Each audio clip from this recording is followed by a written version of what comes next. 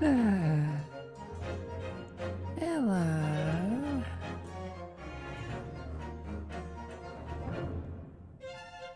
Oh, finally got a picture, did you?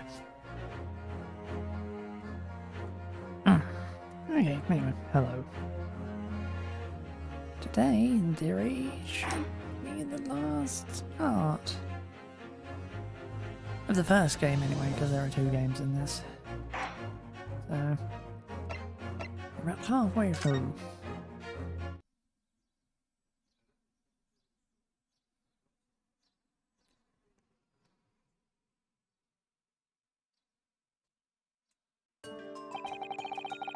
So, this is the article in question, is it? The small box deposited with the pawnbroker by Mr. McGilder 2 months ago. And on the night of Mr. Windybank's murder, the only item on the shelves that was touched by whoever broke into the shop. Quick, quick! Let's open it and see what's inside.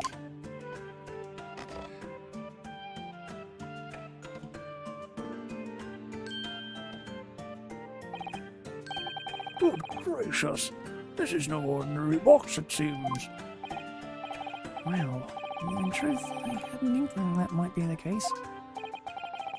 It would appear that the box houses a miniature music box movement.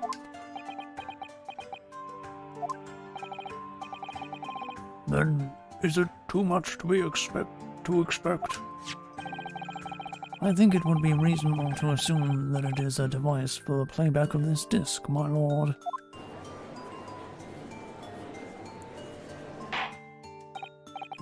So, here we have the means to play back Mr. McGilder's disc deposited at Windybanks at much the same time. Not strictly correct, my lord. It was not McGilder's disc. It was the disc of his victim in the omnibus. But why, for heaven's sake? Are we to understand that the brickmaker was trying to sell this music box disc to Mr. McGilder? I forgot to take my throat thing.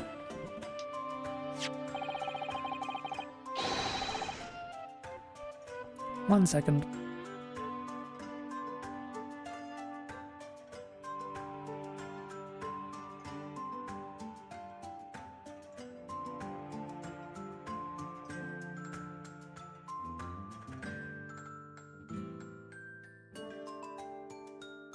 Get these damn things so it's easier for me to fucking voice out continuously like this, and then I can forget to take them.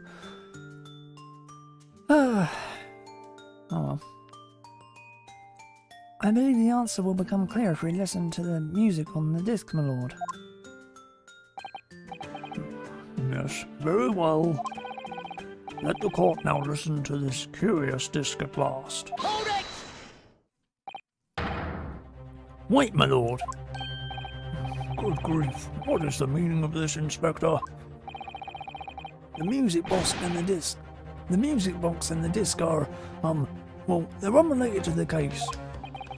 No need to spoil the somber atmosphere in the courtroom with some silly bit of music. Objection! This disc may very well have motivated the culprit in this case to commit murder. Clearly, there's every chance that it's fundamentally important to understanding what happened. The prosecution has no objection. But no! That piece of evidence is police property! Clearly, Scotland Yard has some vested interest here. But it is policy of this prosecutor to leave no avenues unexplored. And you, Inspector, have no jurisdiction here to prevent that from happening. Ah! No further delays, please. Play the disc.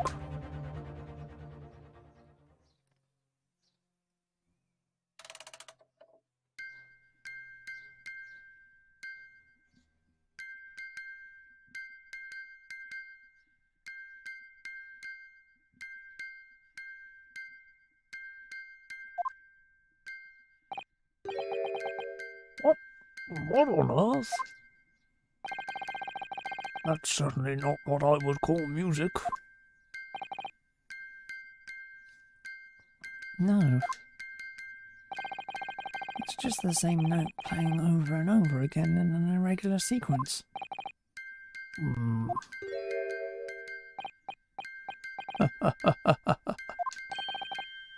Mr. Graydon?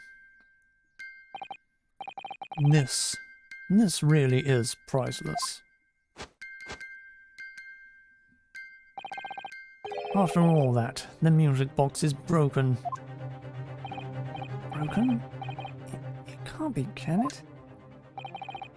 Well, obviously. In fact, I wouldn't be surprised if the officer sent to fetch it didn't drop it on the way back to the courtroom. Well, with much regret, I feel the court must accept that this music box offers little in the way of clues. That's obviously Morse code, but... Are you ready to move on, counsel? Come on. Yes, alright. It does sound as though it's completely broken, but is it? Could this music emanating from the music box possibly be a new clue? Yep. I believe that it could be relevant, my lord. Good lord, but how can it be? It's an abomination, counsel. Mere noise. I fail to see how it can have any meaning whatsoever. That sounds strange, I agree, but there's one thing bothering me. While Graydon stands there chuckling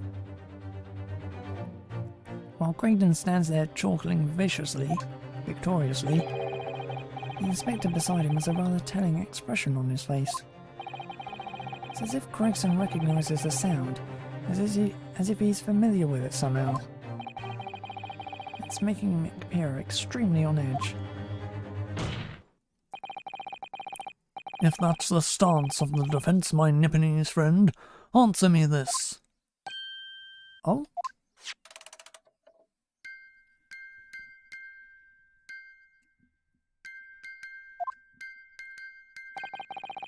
Just what relevance do you propose this woeful chiming has on this case? It's the defence's belief that the sound emanating from this music box is...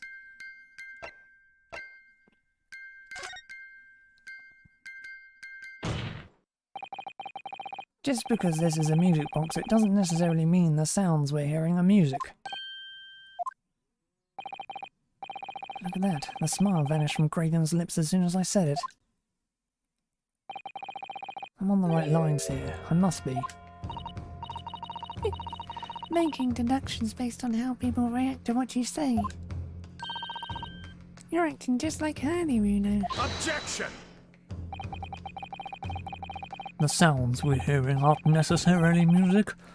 Well, now that you've told us what they are not,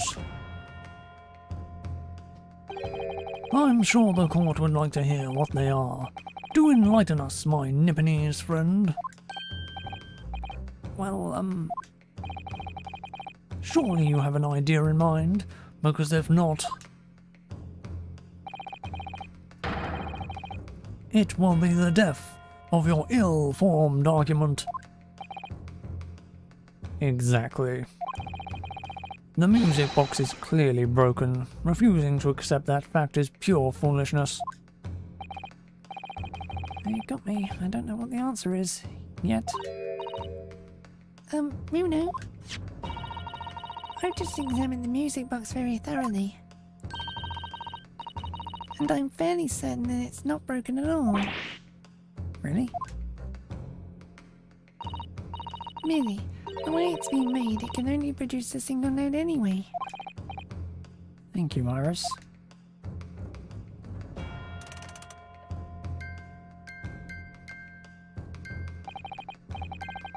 Alright, but if the music box isn't broken, it must mean that the sounds it's producing have some significance that isn't musical.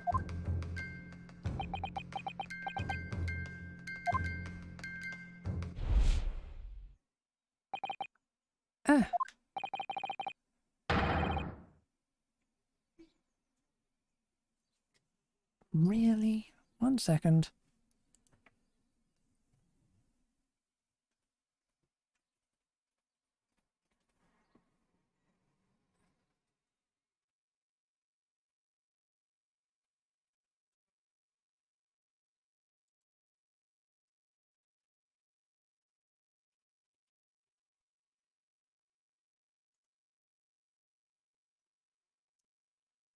Fucking little bastards.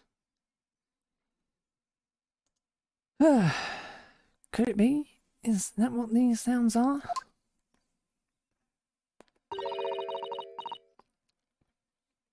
Something just struck me, Runo.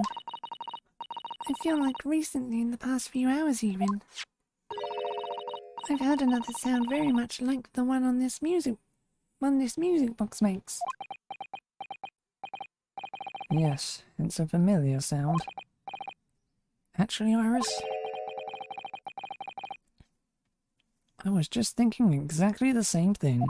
I'm going to have to press the defense for an answer.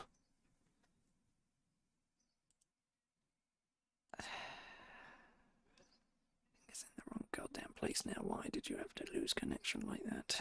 For no fucking reason. If your assertion is that the sound produced by this music box is not in fact music at all, then what the devil is it, Counsel? All the evidence we've seen so far, all the testimony we've heard, it's all pointing to one single answer now. The prosecution demands that my learned Nipponese friend presents proof now. Tangible proof of this latest wild speculation. Alright then. This could be the best chance I'm going to get to fight back in this trial. If I'm right, it's going to join all the dots together. The evidence that explains the true nature of the sounds on this music box is... oh boy.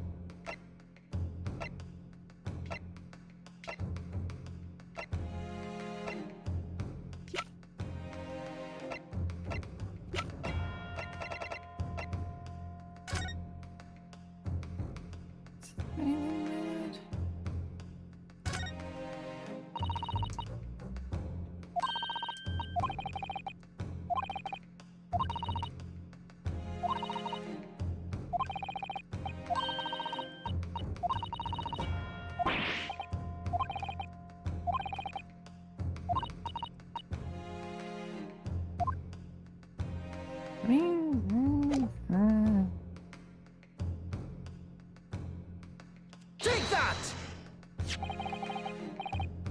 Today's paper, Counsel? The headline is Pawnbroker perishes in pick-purse blunder. Hardly supportive of your cause. Ah, no my lord. I was hoping you'd look a little further down the page. Further down. Ministry Mole. Classified secrets may have been leaked overseas from Ministry of Justice. Yes, this is a very serious matter being investigated at the highest level, I understand. I have heard that international transmissions along supposedly secure lines are somehow being intercepted and linked to various other countries.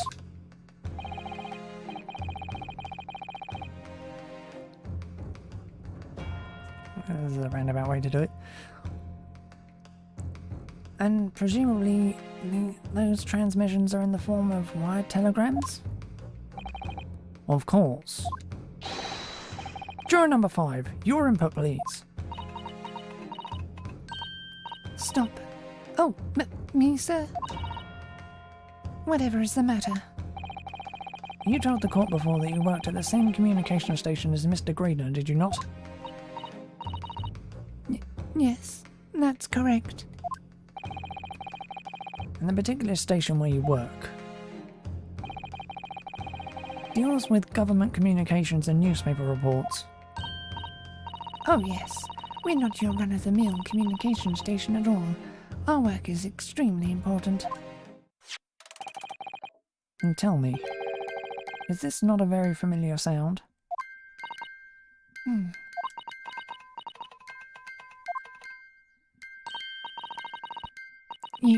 You don't mean to say... Is it... That's right, madam. It bears more than a passing resemblance to the sound made by your telegraph machine as you tap it. I believe it's called Morse code. But... I don't believe it. Now, correct me if I'm wrong, but when it comes to leaking telegrams from government departments, there could be nobody more perfectly placed than a highly skilled communications officer. Are you suggesting that the music box disc contains stolen government secrets in Morse code?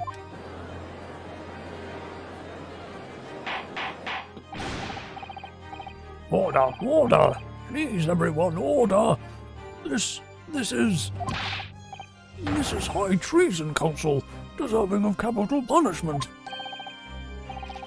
Too much, no vocabulary. What is this treason and what is capital punishment? The sort of words I'd half expect you to know. For our sovereign government's confidential information, hostile nations would surely pay almost any price. Yes, and on the night 2 months ago, that was the very negotiation that was taking place inside the omnibus. But in the end, McGilded perished, and the all-important disc lay unclaimed in the pawnbrokery. My word! In which case, whoever stole that information in the first place must surely have been beside himself with worry. Because if the disc were to be discovered before it found its way out to the country, it would reveal an act of high treason punishable by death. so the culprit had no choice but to retrieve it. And in order to do that, he would have to gain entry to the pawnbrokery illegally in the middle of the night. Because the article left behind by Mr. McGilded would incriminate him too much if it got into the wrong hands. Isn't that right, Mr. Graydon?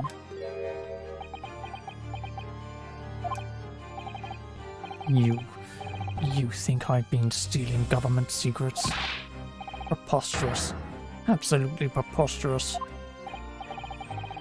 So, in response to the defense's accusation, you claim complete innocence, do you?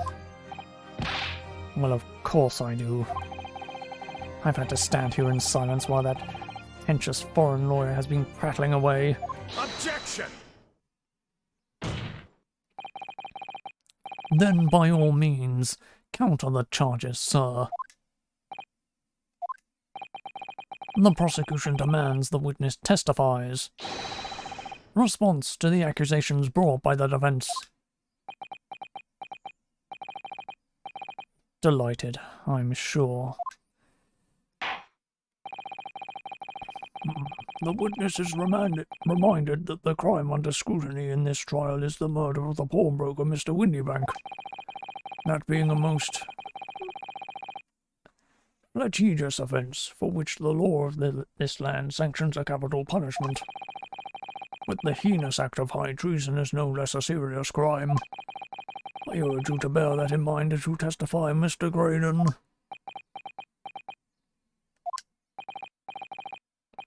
Hold it! So then, let us proceed.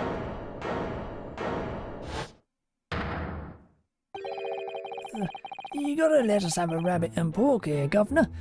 We got things to say. I beg your pardon? Who do you think you are? Your name's Nash Skulking. Occupation is professional baddie. Name's Ringo Skulking, but we ain't baddies enough to sell out our motherland. That's right. We're what they call the Three Skulking Brothers.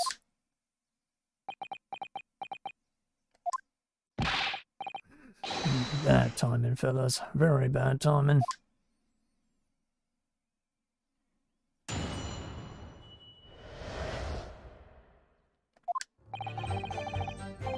A mere communications officer couldn't possibly steal confidential government information. Besides, the sounds produced by that music box aren't even Morse code. It was some low-class brickmaker negotiating with McGilded anyway, was it not? I've no relation to the man. Look, all we done is break into the gaff the other night like what he told us to do. If we'd known there was dodgy government secrets involved, we wouldn't have touched it.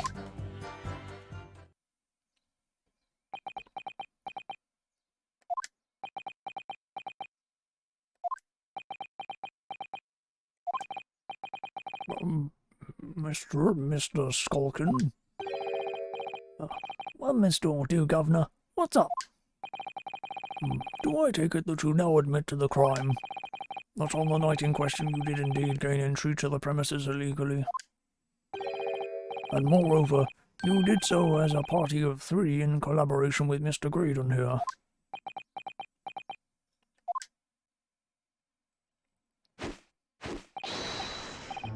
We did, Gov. We did. Quieten down, please. What say you to that, Mr. Graydon? I have no idea what these two ruffians are referring to. You little rotter, getting us mixed up in all this monkey business. You never said nothing about no government secrets. You're supposed to be a straight-up job. And what about the geezer whose shop it was, eh? Poor old bloke didn't have to die, did he? Oh, Let's know who your friends are. Whatever these men say, I deny the accusations. indeed. Well, I certainly wasn't expecting this little music box to become so significant in the proceedings. However, as it has, I will admit it into the court record as evidence.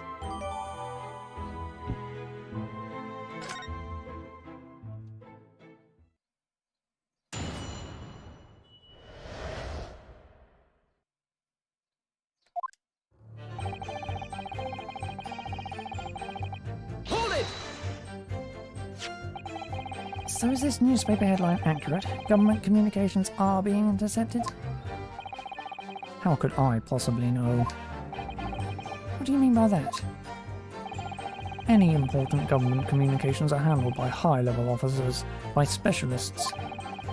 General members of staff in the station where I work would never be entrusted with sensitive information.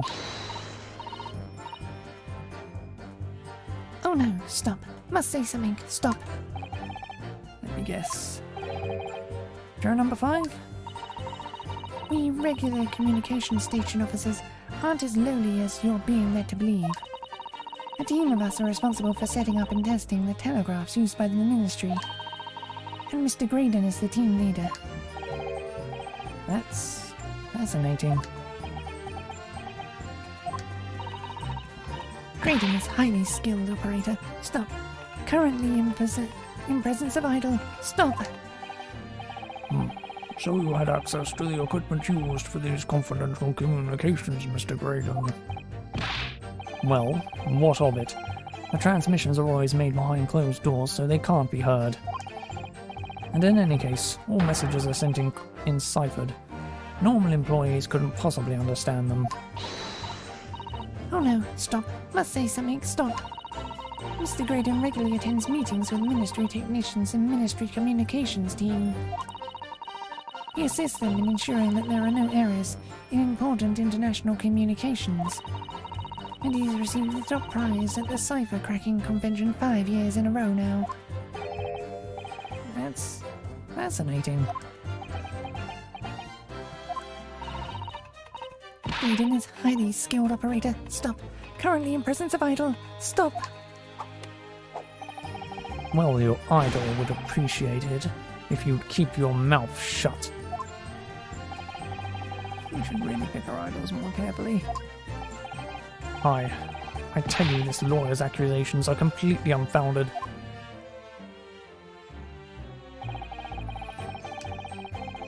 Hold it! They're not?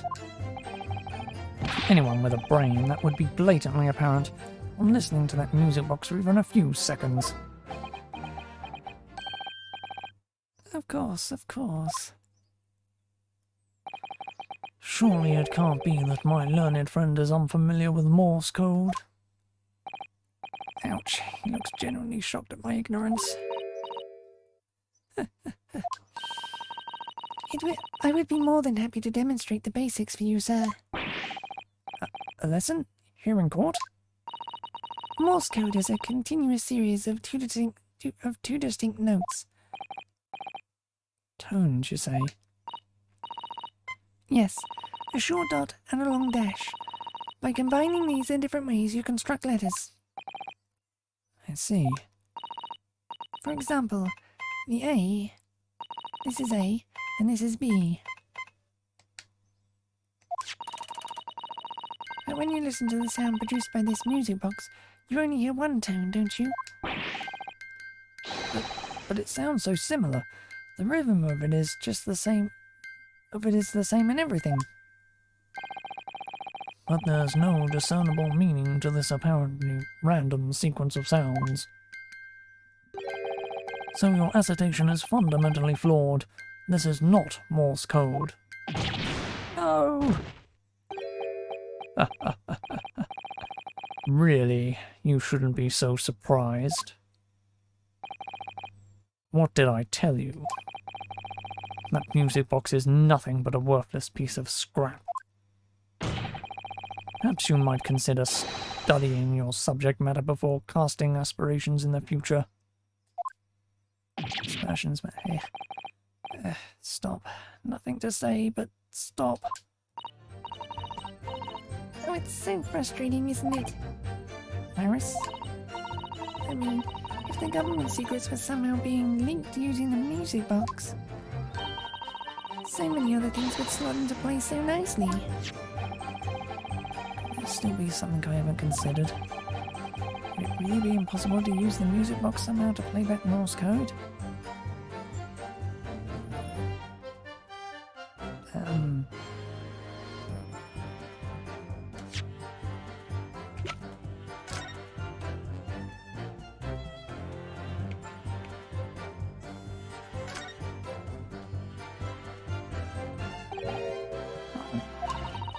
What is it, Bruno? I just noticed something about this music box. Looks like the bottom of it opens up as well. You're right. Oh, come on then. What are you waiting for? Let's open it. Alright then, here goes. Look at that. There's another movement on the underside. So, does that mean you can set another disc to play back on this side? Yes, I think so. And it looks like the two movements are linked together. They're linked? So if you had two discs, they would both play back at the same time.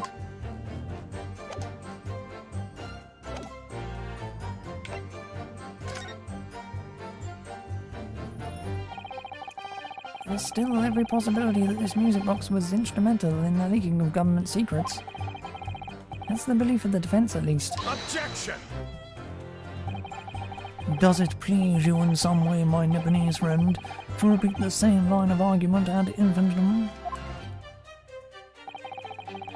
It's already been established that to be Morse code, two tones are required, dots and dashes. Yes, I'm well aware of that. Then what? Well, it would appear that it would appear the defense has a hypothesis to put forward.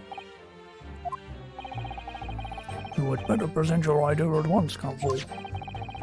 How do you propose that this music box, which appears to produce only a single tone, could have been used to cipher secret messages into Morse code? Yoink. Yep, what is it?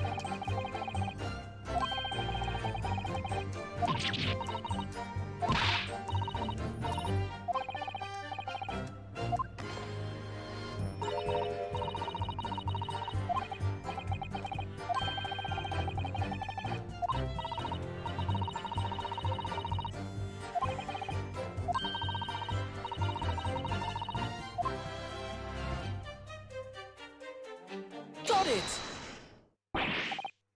Good gracious, what am I looking at here?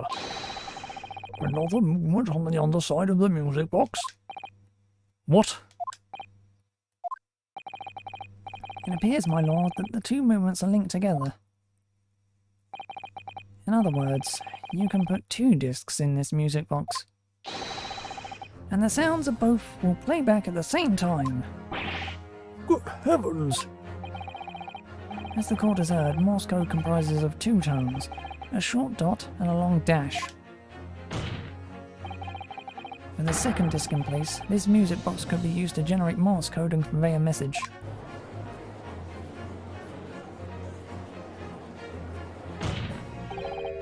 This is beyond a joke. I'm sorry? This poor excuse for a lawyer has absolutely no evidence to support his claims. Though, of course, if my learned friend were able to present the court with the second disc, it would be another matter. Well, I can't at the moment. and may I remind the court that, as the witness has pointed out, he was not the one in the omnibus with McGildy 2 months ago, striking a deal over the disc, or discs. Indeed, that was Mr. Mason, the brickmaker. Exactly. I had nothing whatsoever to do with it.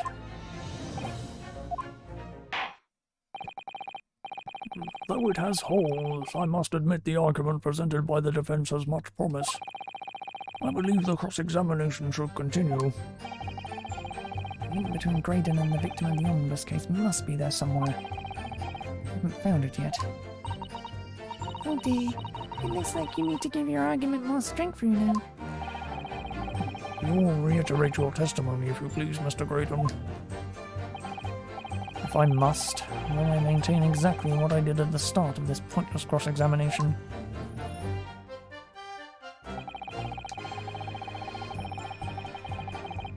Hold it! So, 2 months ago in the omnibus, McGildy killed the brickmaker and stole the disc. Mr. Mason was a single man with almost nothing to his name. It seems he lived in an artisan's quarter some years ago, but people there remember little about him. Doesn't make much sense though, does it? Would a humble brickmaker come to acquire secret government information? How indeed. There must have been somebody else involved behind the scenes in all this. Somebody who acquired the disc and gave it to Mr. Mason, in order to take it to the meeting with McGildy and negotiate a deal. Dear me. You may have it in for me, sir, but I assure you, I have far more class than that. Old brickmaker from an artisan quarter and this well-to-do communications officer. Maybe I could find some evidence to link the two of them together.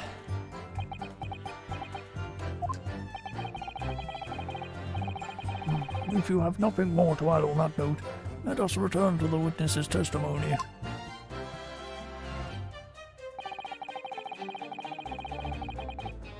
Hold it! Like Mr. Graydon told you to do, you mean? Well, that's it, yeah. Who else, eh? Silly me thought he was just popping over for a natter after all them years, but the rotter had a dodgy job for us. Hey, Ash?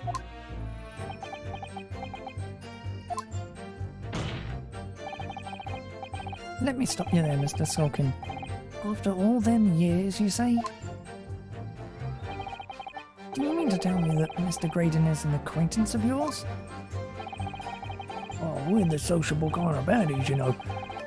You're, let's say, Graydon's in old China. Excuse me! Is something wrong, Mr. Skulkin? Huh? No, the other Mr. Skulkin. What? Who, me? When your brother was testifying just now, he said something that seemed to cause you to react. Oh, I was just remembering the old days, that's all. We used to have a right old laugh together way back when. Together? With Mr. Graydon, you mean? Yeah, with Ash. I mean, yeah, look at him now. He's now in his fancy whistle and flute, and you wouldn't Adam and Eve it. But when he was younger, he was from the poor part of town just like us.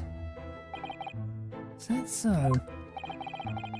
But he was always a leery one. He had the brains, he had the savvy. Always coming up with smart ideas like what would never have gone through our heads. God blimey, ain't that the truth? Remember Milverton and Skulkin's milk run? That was a corker, eh? Save it until after the trial. Your reminiscing has no place in this courtroom. And neither does your fruit. Oi, the geezer asked us a question, didn't he? And we was answering. Yeah, we ain't done nothing wrong. Wrong? Nevertheless, the court is not prepared to accompany you on your trip down memory lane. Consul, can we turn our attention back to the testimony, please? I don't know, could that sentimental story be relevant somehow?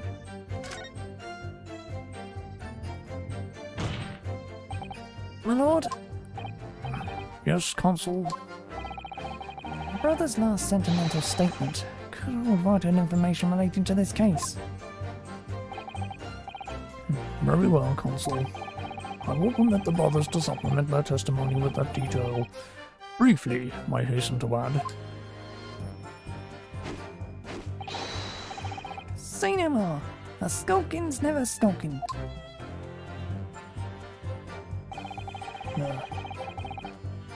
Milverton and Skulkin's milk run. God, that was... oh, them were the days. Hold it! I'm sure I'm going to regret asking, but what exactly was that? Some kind of business? Well, just a little scheme we had going back when we was youngsters. A bit of fun, really. Delivering fresh milk to the locals. That's what it was all about. That sounds alarmingly legitimate. There must be a catch. I suppose since we're here I should ask them to elaborate? But on what?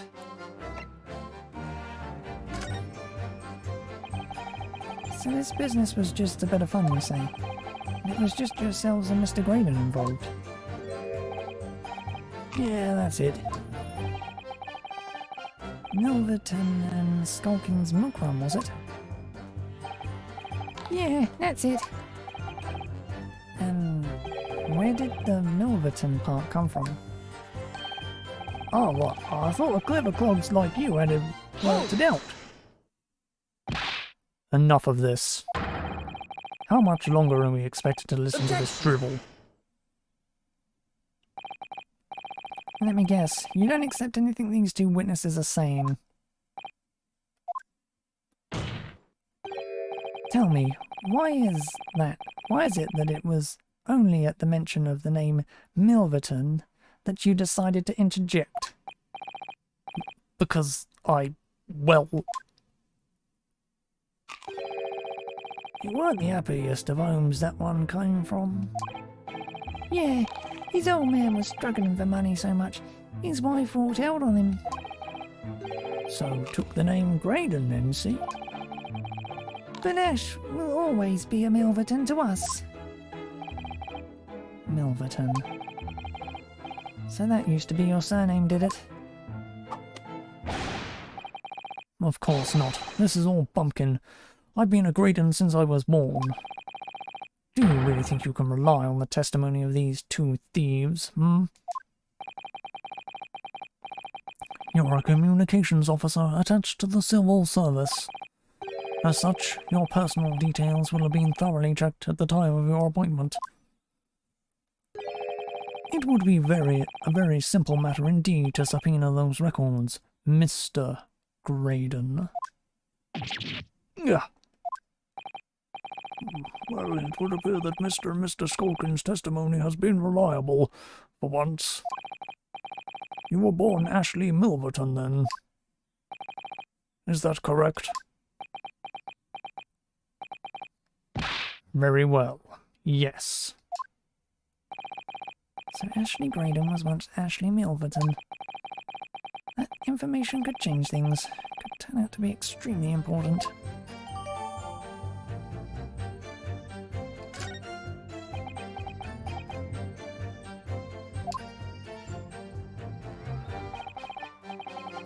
All of a sudden we seem to be up in our necks in a serious matter of national security. Although all this talk about interception of secret government messages is still just conjecture at this stage. It would explain a number of things though, wouldn't it? The negotiation Ginny overheard on the omnibus 2 months ago, and the break-in at Windy Banks. But the trouble is, it wasn't Mr. Graydon in the omnibus with Mr. McGildy. No, that was Mr. Mason, the brickmaker, who was so horribly murdered. If only there was something between the two men somehow. I know, but Mr. Graydon's testimony seems to be as watertight as ever. And if the key to us making headway with the cross-examination here could be those two brothers.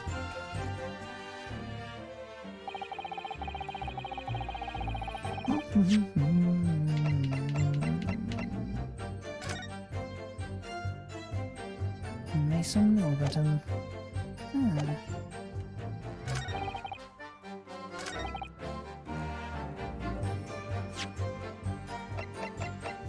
Objection! Mr. Ashley Milverton. Tell me, why did you try to hide your former name from the court?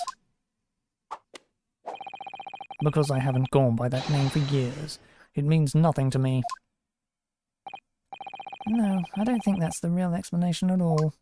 The truth is, you had a reason to hide that name. Explain yourself, please, counsel. I have here the notes from the omnibus case, my lord. And as we all know, the victim, the man who we now understand to have been negotiating with McGilded... Yes, Mr. Mason, the brickmaker. That's right, only Mason wasn't his surname at all. It was his given name. His full name was Mason Milverton. Milverton? You mean to say, saints alive? Mr. Ashley Milverton. Is it not the case that the brickmaker, Mr. Mason Milverton, was your father? I don't... As I believe I mentioned earlier, your family history will have been thoroughly checked when you join the civil service. And it really would take no time at all for the court to subpoena those records. The truth is you have been illegally acquiring highly confidential government information and selling it on to McGilded in collaboration with your father. Ah!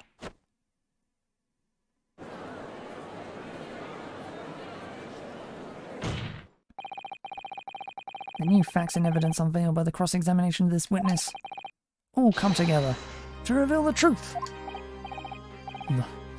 The truth, you say? That you collaborated with your father, Mr. Mason Milverton, in illegal dealings with Magnus McGilded. By dint of this music box, you mean, counsel? Yes. Stealing information being sent in secret government communications and selling it on to McGilded. Mr. Graydon concocted this elaborate scheme of using 2 music box discs to encode the information. As presumably a safety measure against the information falling into the wrong hands. And a very effective one, I shouldn't have given the scheme any credence whatsoever. But the deal with McGilded went sour, and the brickmaker met his end. Yes, but before I was arrested, McGilded managed to temporarily dispose of the stolen disc at the pawnbroker. Then, having learned of the situation, you appeared at Windybanks 2 days ago. In an attempt to recover the 2 articles McGilded had placed in pawn there. but that attempt failed. One of the discs was seized by the police, and the other you never found. So that same night, you enlisted the help of the Skulkin brothers and broke into the pawnbrokery. This time, determined to recover the second disc. Are you suggesting that the second disc was inside the music box? Huh? We never knew nothing about that. On the night that Mr. Windybank was killed.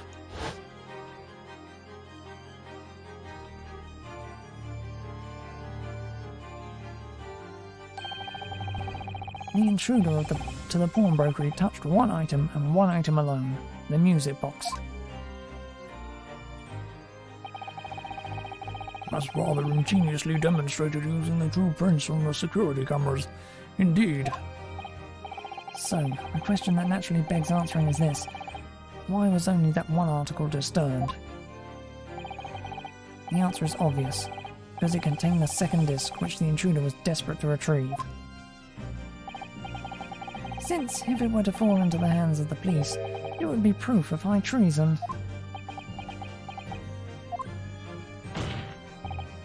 Well, Mr. Graydon, do you deny that all of this actually began on that fateful night 2 months ago?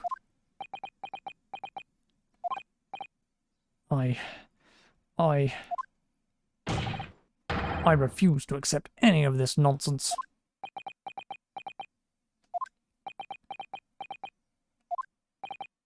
Sir, there appears to be blood sleeping through the sleeve of your jacket. What?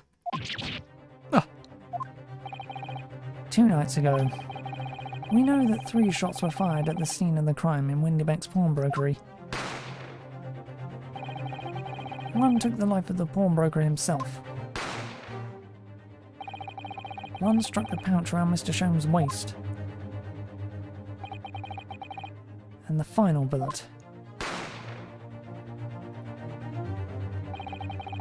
struck the calendar on the wall of the shop, having first pierced the arm of one of the intruders. Mr. Graydon, that wound on your arm that you seem to be trying to hide, it's a bullet wound, isn't it? He's got you now, me old China. Time to call it quits and croak, I reckon.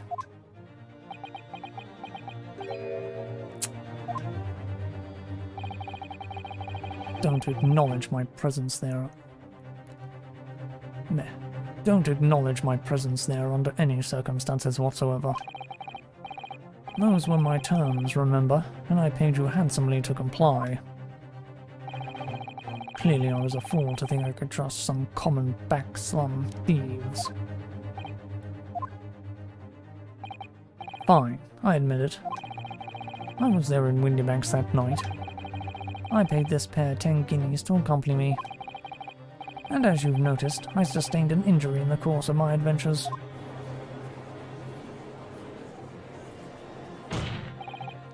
But that is all. I admit to nothing more. Stealing government secrets, negotiating with Mr. McGilded. As God is my witness, I'm sure I recall nothing of the sort. It's not going to go down without a fight, not until I can show hard evidence, I suppose. Nevertheless, the defense has now established a crucial fact. Which is? Well, we know that one bullet was fired from each of the 2 firearms we have in evidence. The bullet from the Skulkin brothers' gun hit the pouch around Mr. Sholmes' waist. And the bullet from Mr. Windybank's gun clearly must have been the one that caught Mr. Graydon on the arm. Indeed it must. We can rule out the possibility that the man shot himself. And that leads us to only one conclusion. Mr. Windybank was shot by a 3rd gun, which can only have been fired by the 3rd intruder. Goodness! That's right, Mr. Graydon.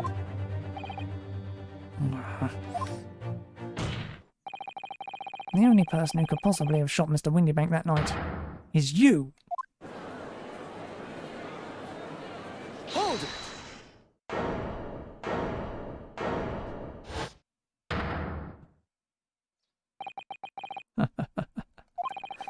You little upstart. You made a grave mistake when you summoned me here. What? What's that supposed to mean? Yes, as you rightly say, I was there at the pawnbroker's. I did my best to hide the fact, naturally. I had no intention of ruining the distinguished career I'd built for myself at the communications station. But did the thought never cross your mind? Did you never consider the possibility? What do you mean? What thought? What possibility? The possibility that if I was there at the scene, I may have witnessed the crucial moment. You see, this makes me a key witness in this case, and I have my hands firmly around the neck of your client. What? Are you suggesting... I saw it all. I saw the very moment that pickpocket girl pointed the gun at that poor, defenseless pawnbroker and shot him. You... what?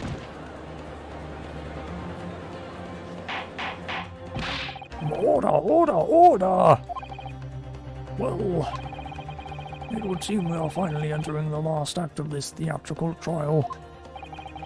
Mr. Graydon. Yes. I trust you are fully aware of the implications here. If it is shown that your claim is false, you will have incriminated yourself as the killer. Oh, I understand fully. Then I must ask you to give your formal testimony once more. You will explain to the court precisely what you saw at the moment the defendant allegedly shot the victim. Nothing would give me greater pleasure.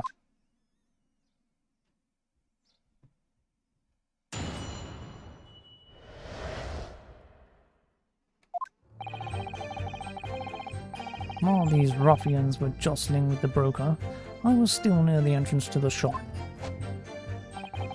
When Windybank threw Nash over the counter, I felt a sharp pain in my arm. I pursued the man, but he shut himself in the storeroom. I could see him through the peephole in the door, though. The accused, in a black coat, shot the man in the back as he was trying to flee to safety. I saw the blood splatter all over that wretched girl. Then she tossed the gun out of the peephole, so I picked it up and made my escape. Good gracious, this is quite extraordinary testimony. You claim, sir, under oath, to have clearly seen the defendant pulling the trigger.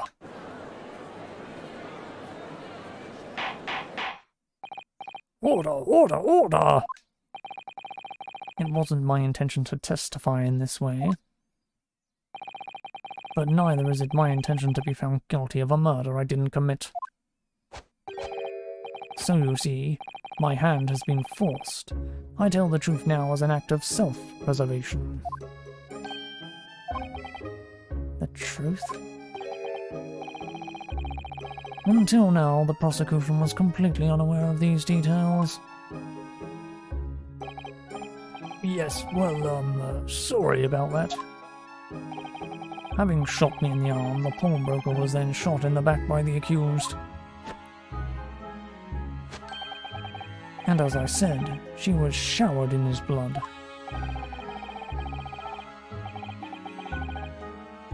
You say the blood splattered over the accused coat.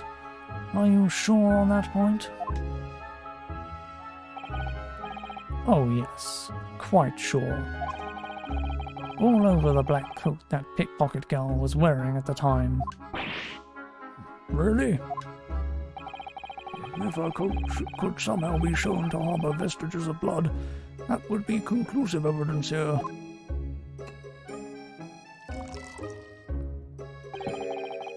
Such an investigation is entirely possible, my lord. What? Only very recently, a German scientist has developed a technique to identify human blood. So here's to true science, not some amateurish detective's dubious foray into the world of chemistry. There's nothing dubious about Harry's work. His ideas are all sound. Ideas are no use to us here. In science, as in law, theories must be proven before they stand. In Germany, the technique has already been employed in the courtroom as the basis of evidence. Scotland Yard has a small quantity of the chemical reagent used. With your lordship's permission, we could shatter all vestiges of doubt within minutes. This doesn't look good, Bruno. Why not? Well, we know, don't we, that there's blood all over the front of Ginny's coat. They test it with their chemicals. Oh, hell, you're right. I was forgetting what happened yesterday.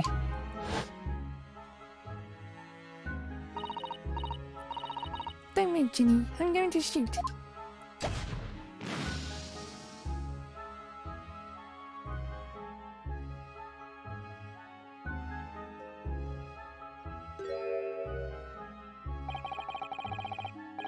That's not Mr. Windybank's blood. The stain is from 2 months ago. That's Mr. Mason's blood from when he was stabbed by McGilded, who was wearing the coat at that time. My lord, the defense objects to the test proposed by the prosecution. Overruled. Lord Van Zieks, make it so at once. With pleasure, my lord. And while we await the results, the defense may proceed with the cross-examination. Once they find that blood on the overcoat, Ginny will be... Counsel, Yes, my lord. your cross-examination. Of course, my lord. This cross-examination doesn't go well. I didn't manage to uncover some decisive evidence or a really compelling clue now. I have a very bad feeling about the outcome of this trial.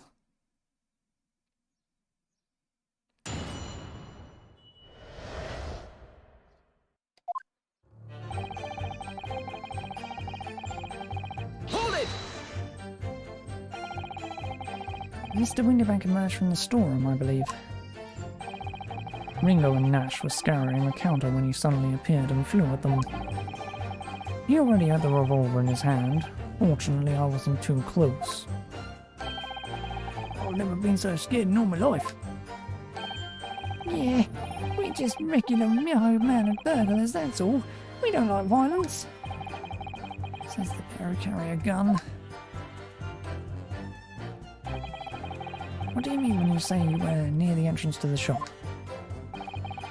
I was in the doorway, running my eyes over the shelves of forfeited items. Looking for the music box, of course. The broker went for Nash in the first place. Then Ringo joined in, making it 2 against 1, so I assumed they could handle the situation. But I was wrong. I was trying to help my little bruv, but the old geezer chucked me over the blooming counter. So I pulled my gun on the fella, and that soon made him scarper. The pair of you were setting upon the poor defenseless pawnbroker together. Shame on you. Sorry, Gov.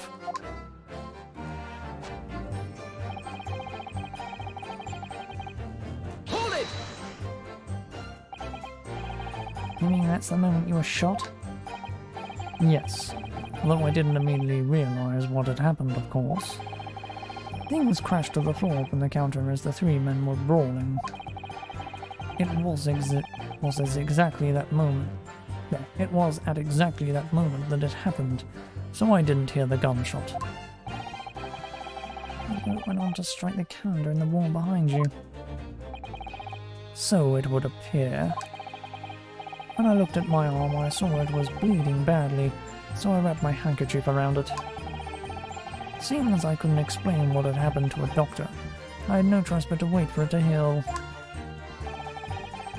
I didn't imagine it would still be bleeding 2 days later. Did Mr. Windybank intend to shoot you, do you think? Well, now, I don't imagine he even noticed I was there, to be honest. Perhaps the gun went off accidentally. Anyway, it didn't quite strike home. When I pulled my gun on him, he tried to shove me out of the way. And then he scampered through that door out back. At which point, what did you do?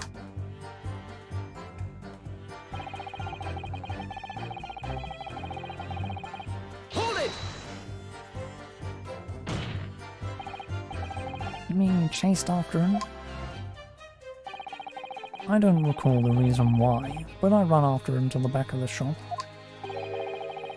And what about this peephole in the door you mentioned? Well, unsurprisingly, the storeroom door is a solid job, made of stout wood. But there's a small opening in it about head height that lets you see what's what in there from the outside. Actually, I should have known that, shouldn't I? I looked through it myself that night.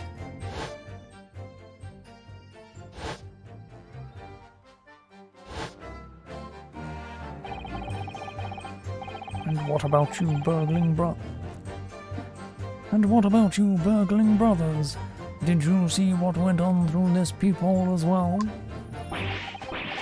Not likely, Gov. Didn't see nothing of the sort, Gov. I doubt these two buffoons were even aware of the peephole's existence. So the Skulking brothers were there, but they didn't see the killing of Mr. Windybank take place. Inside the storeroom, I could see the broker and that young girl standing there. The defendant? Yes, though neither of them noticed that I was looking. The girl raised her gun and pointed it straight at the man. And then, what did you see next?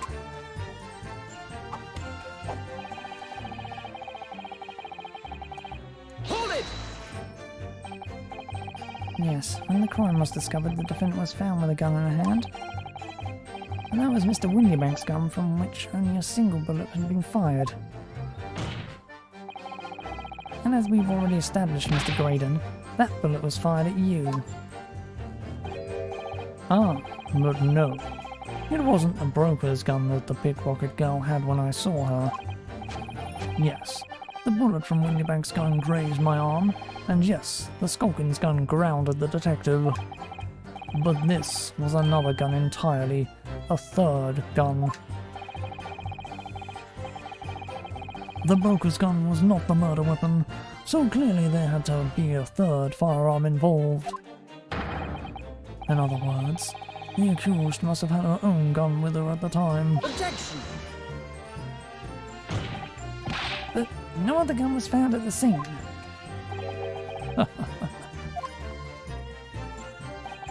Calm yourself, counsel. Sorry?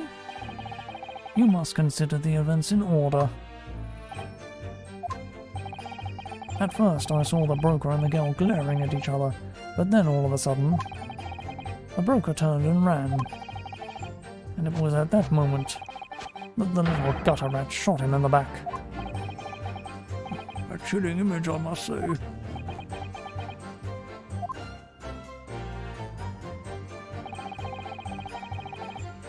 Hold it! All over her? Yes, through the peephole I saw it clearly. Of course, the stains are invisible now, what with the coat being such a dark colour.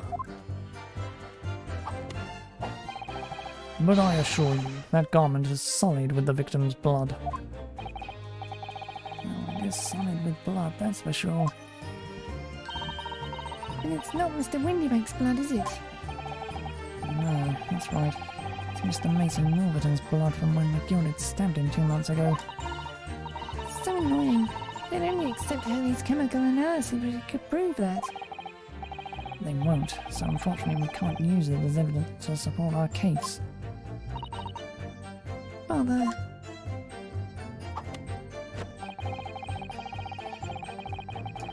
Hold it! Did I hear you correctly? She threw the gun out of the room?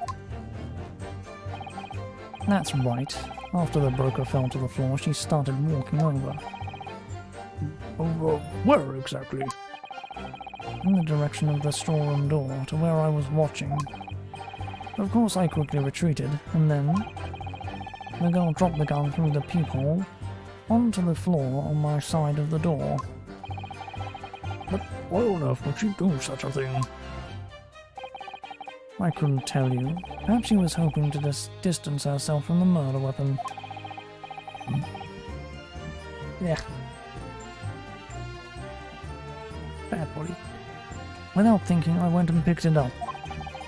I suppose I was worried about just leaving it there in case any more tragedies took place. So it was you, in fact, who took the third gun from the scene of the crime. Yes, it was yours truly. I left the clear up. I left the clear up to my lackeys and left. Clear up? We made a bit of a mess around the counter, so Mr. Whistle and Flute here told us to tidy up. He thinks he's our blooming mum sometimes. Well, I was paying you enough, by God. Tell me, Mr. Graydon, when you left the pawnbrokery that night, was it by any chance with the second disc in your jacket pocket? You little toe rag! You're like a bull at a gate, aren't you? Excuse me! Gentlemen!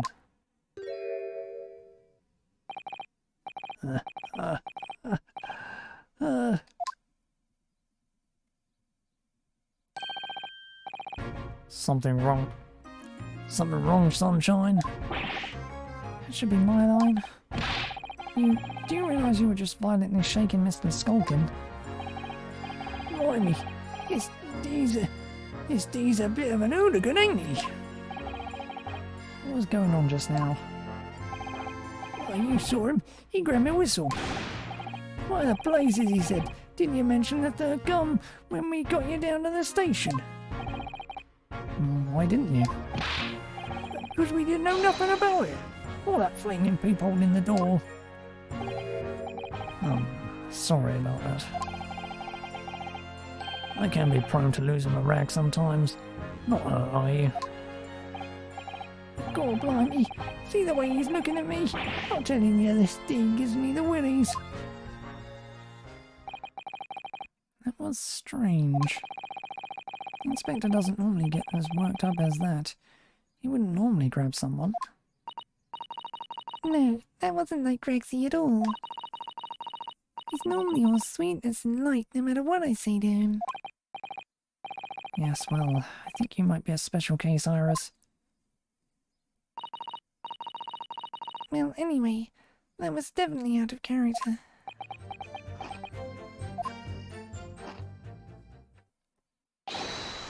My lord! Requesting your lordship's permission to interrupt the cross-examination.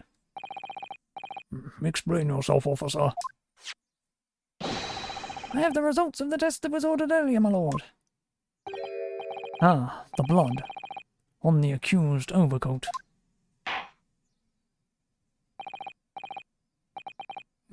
Thank you, officer. Very well. The cross-examination is hereby temporarily suspended. I presume you have no objection, counsel? No, my lord.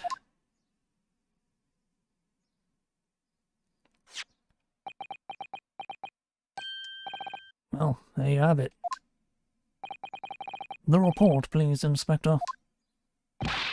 Yes, sir. Traces of human blood were found on the overcoat of the defendant, Miss Gina Lestrade. From the extent of the stain, it would appear that they were the result of splattering following a gunshot wound. End of report. Goodness me.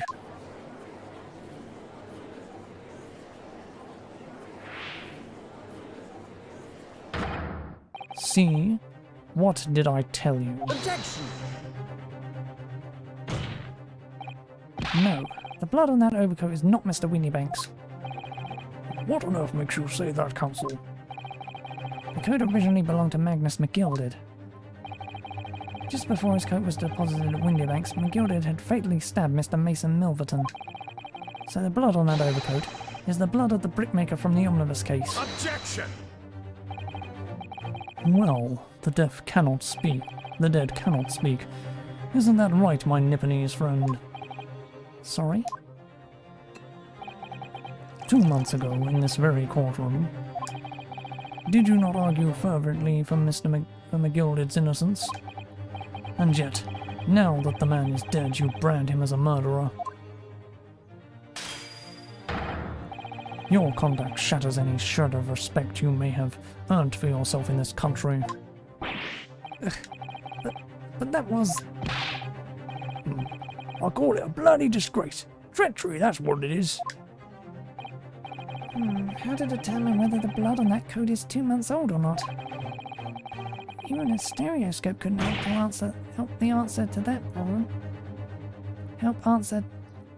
Even a stereoscope couldn't help the answer to that problem pop out. It can't be done.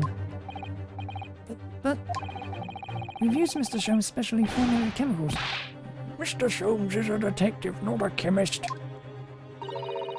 Would you put such faith in a chemical formula devised by me, for example, when I'm a communications officer?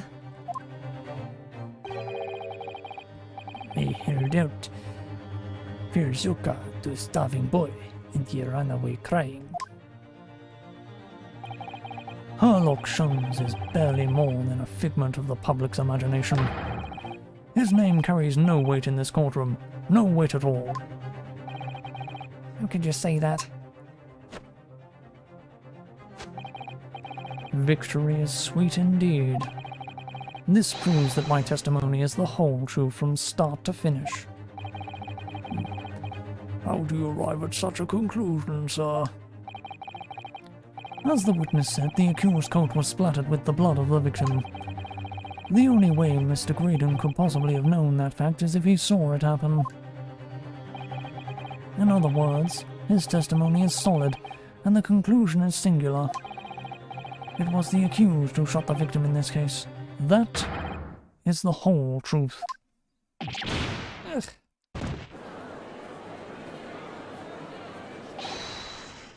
My lord!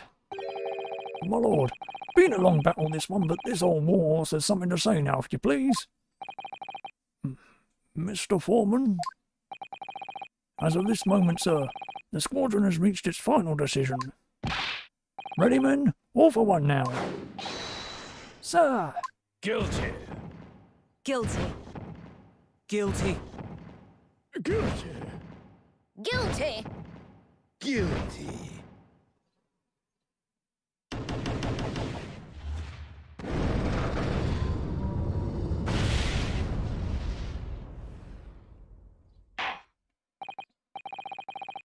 Well, it would appear the ladies and gentlemen of the jury have reached a unanimous verdict.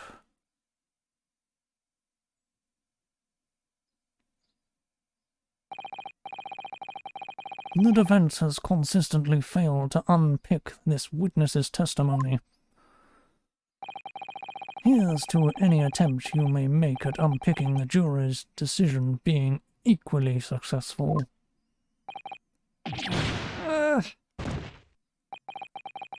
I don't believe it, after I've come so far.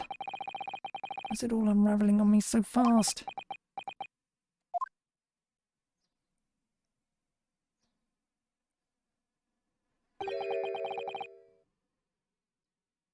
How very distressing to be held in such low esteem.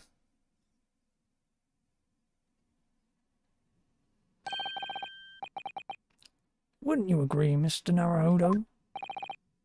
Officer? You deliver the report now.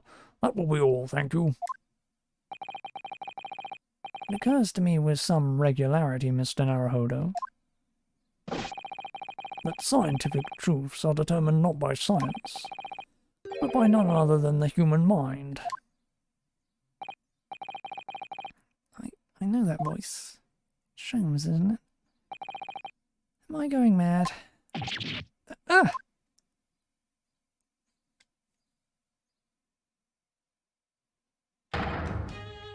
Mr. Sholmes! What is the meaning of this? Order, order, order! What business do you have here, detective? The last I heard, you were recuperating in hospital. As well I would be, had I not been set upon an errand. What errand? Ellie, it's really you. You're awake at last. Yes. Good day, Iris. I appear to be rather late to rise. My apologies. Now, my lord, if you will humour me. In what manner, sir?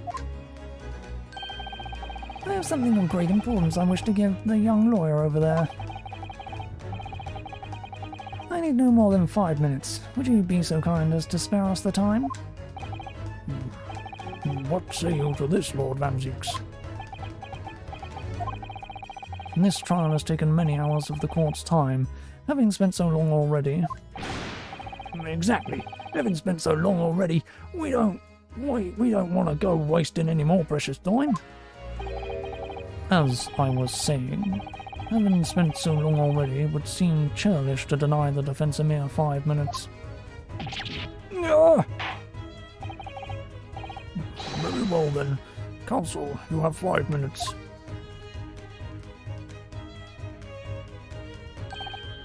My dear fellow, I apologise for my tardy arrival. Mr. Sholmes, are you all right now? All right, I'm all wrong. Sorry? I've only just managed to summon the strength to stand, man. I asked the judge for 5 minutes. But I fear that even that may prove too much for me. Pray forgive me should I pass out. Let's make this discussion as short as possible. Ellie, this place is full of idiots. None of them can see how wonderful your chemical blood analysis is.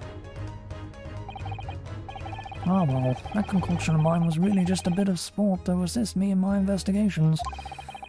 I never took the trouble to refine it for appraisal by the scientific community, an oversight on my part. Right, modesty, surely not. But enough of that. I'm here to give you this, my dear fellow. What's that? A lavender Fareshki wrapping? A leaving present from Miss Susado. From Miss Susado? If possible, matters were to be settled without me giving you this. Those were her instructions when she asked me to do her this favour. I don't understand.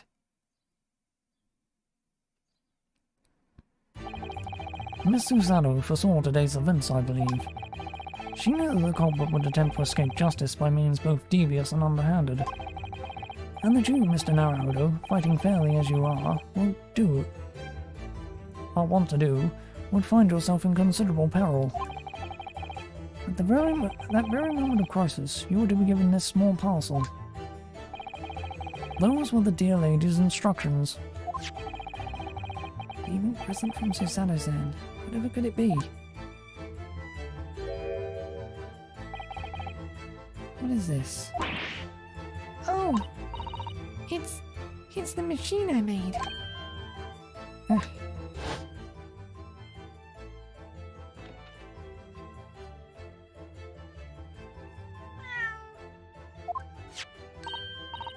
Look, I use this. It's my latest invention.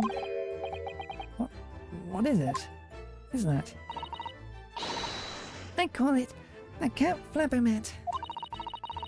You can make a cat flap for a little furry friend, don't waggly, like Waggy in seconds.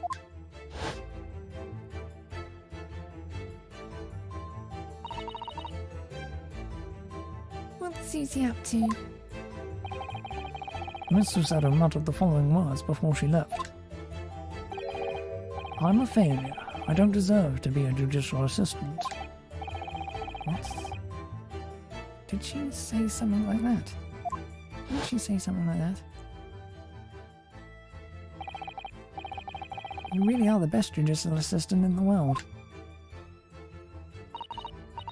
Well, that's extremely flattering.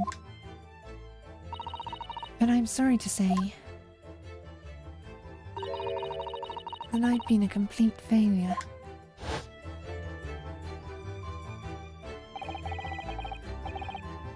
What did she mean by that, Mr. Sholmes?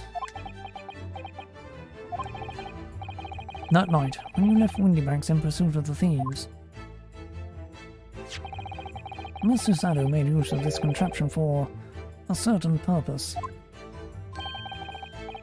That is your answer, my dear fellow. Not at all cryptic, then. Yes, I do sound you used this cat flapping mat that night. But why?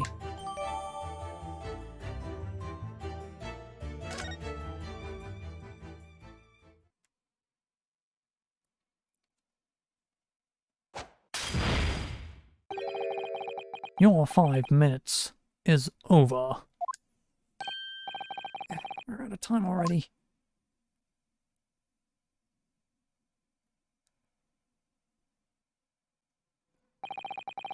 I'm grateful to you for affording that brief recess, Mr. Reaper.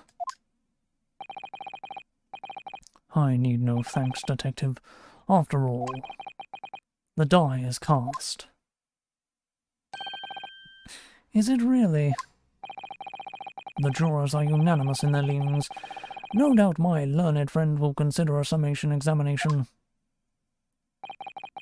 But any attempt to alter the verdict now would be utterly futile.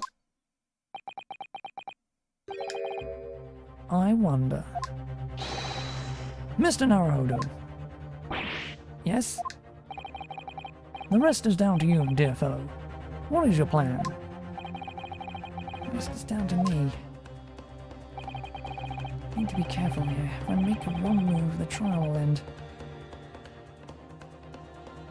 badly. My lord, the defense requests further cross-examination. Objection! The jurors have spoken. Protocol dictates that you may not cross-examine a new witness now. Objection! The defense is not asking for the cross-examination of a new witness, rather to continue with one of an existing witness. What? It would appear that a rather important detail has escaped your attention, Mr. Reaper. My lord! Requesting your lordship's permission to interrupt the cross-examination. Thank you, officer. Very well.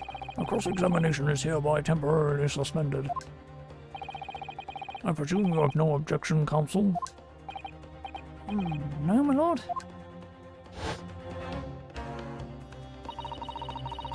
So nobody can say anything then.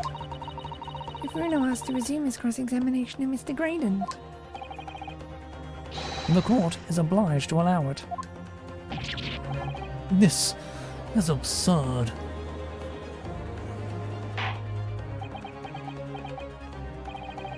I will remind those present that this is my courtroom.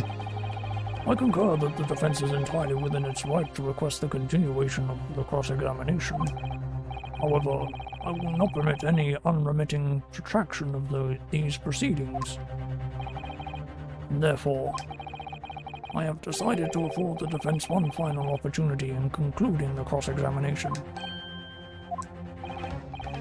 Counsel, you must choose but one statement from the witness's testimony, and but one piece of evidence to present in support of your argument against it. Single chance to present evidence. If, following that, the situation remains unchanged, I shall move to adjudication. Is that clear, counsels? You will not press the witness any further. my lord. Yes, my lord. A single statement and a single piece of evidence. Most generous. Well then, Mr. Naruhodo, it is high time I fell in a dead faint.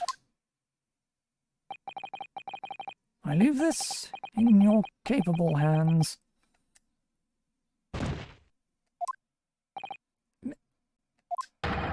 Mr. Sholmes!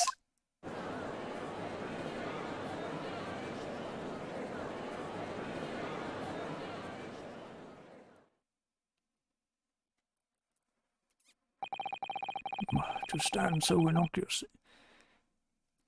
To stand so insultingly before the court in a state of such high fever. Either the man has extraordinary strength of mind or an extraordinary lack of feeling. I imagine he's feeling very little now. The detective is sleeping soundly in one of the antechambers. Strike a man when he's down, why don't you? Well then, Consul, are you fully prepared?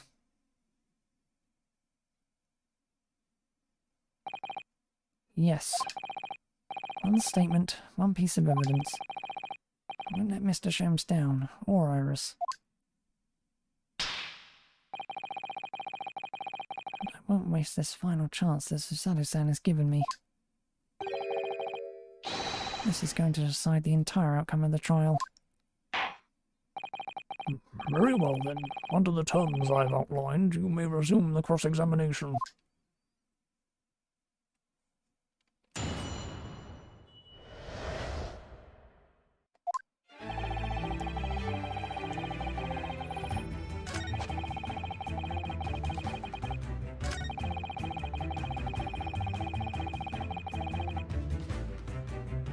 I'm guessing the people has a cat flap.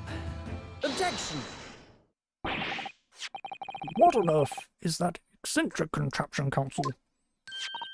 Oh, it's my cat flap, my lord. It makes a way for cats to get in and out of the room. You can cut through any door you can think of, and make a new little door in the middle of it. That's right, my lord. It's a device for creating so-called cat flaps. Small doors for cats to come and go as they please, without their owners having... I'm sure we can all work that out for ourselves. But that cat lover's contrivance has no possible relevance to this case. Oh, really? Of course it doesn't. To start with, there was no cat flap in the pawnbroker's door. Not being a keeper of cats myself, I'm afraid I fail to see what this has to do with the matter at hand. Perhaps it would help if I described its function another way, then. This contraption is able to create a peephole in any door you can imagine in practically no time at all. I beg your pardon? A peephole, you say? 2 nights ago, we arrived at the scene only minutes after the murder of Mr. Windybank had taken place. That's right. According to the paperwork at the yard, it was you, your Japanese assistant, and Sholmes. Yes, the 3 of us were together, and it recently came to my attention that my assistant made use of this device at the time. Your assistant did what? There was a peephole in the storeroom door. I can attest to that. Because I looked through the peephole myself in order to see inside the locked storeroom. This is ludicrous. What are you trying to say? Of course there was a peephole in the door. I said as much in my testimony. How else could I have witnessed the crime, for pity's sake?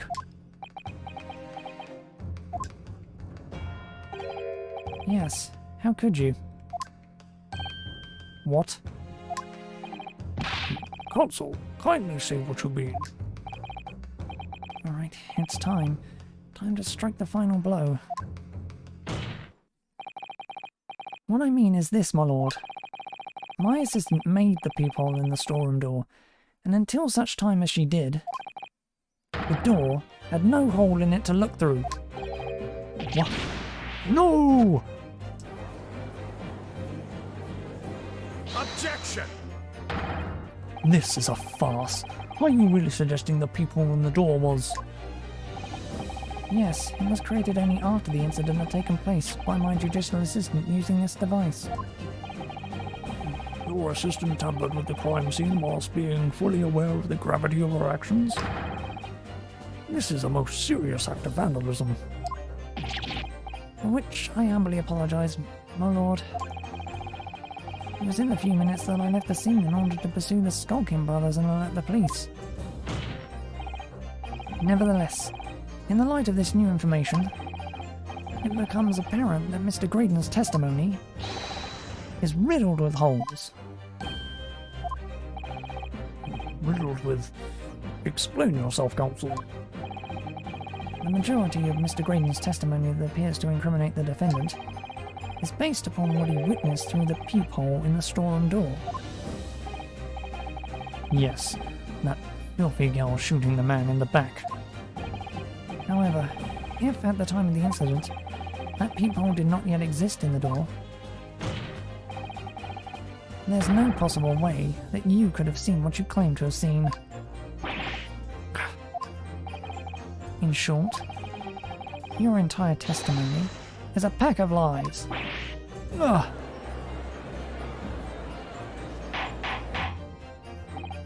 Order, order, order!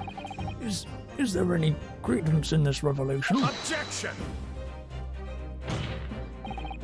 None whatsoever, as my learned friend must surely realize. Exactly. This is just some cheap trick designed to discredit me. I'm afraid not, sir. Of course it is. Do you seriously expect people to believe that plaything can cut through a solid wood door? Oh yes, I'm designed to be very powerful. It can go through even the toughest of doors. That's absurd. I don't believe it for a second. Huh. I had a feeling you'd say that. What? Waggy, cooey, time for dinner.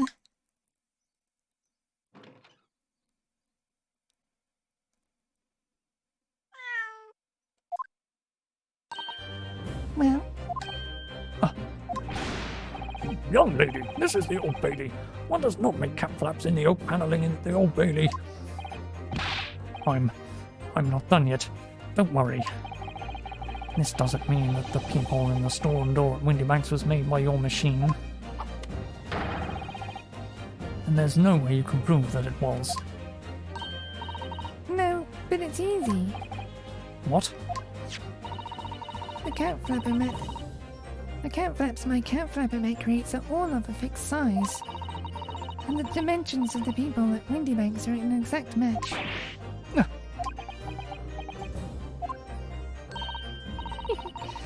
Old Silky's lost for words. Excellent work, Iris. Thank you.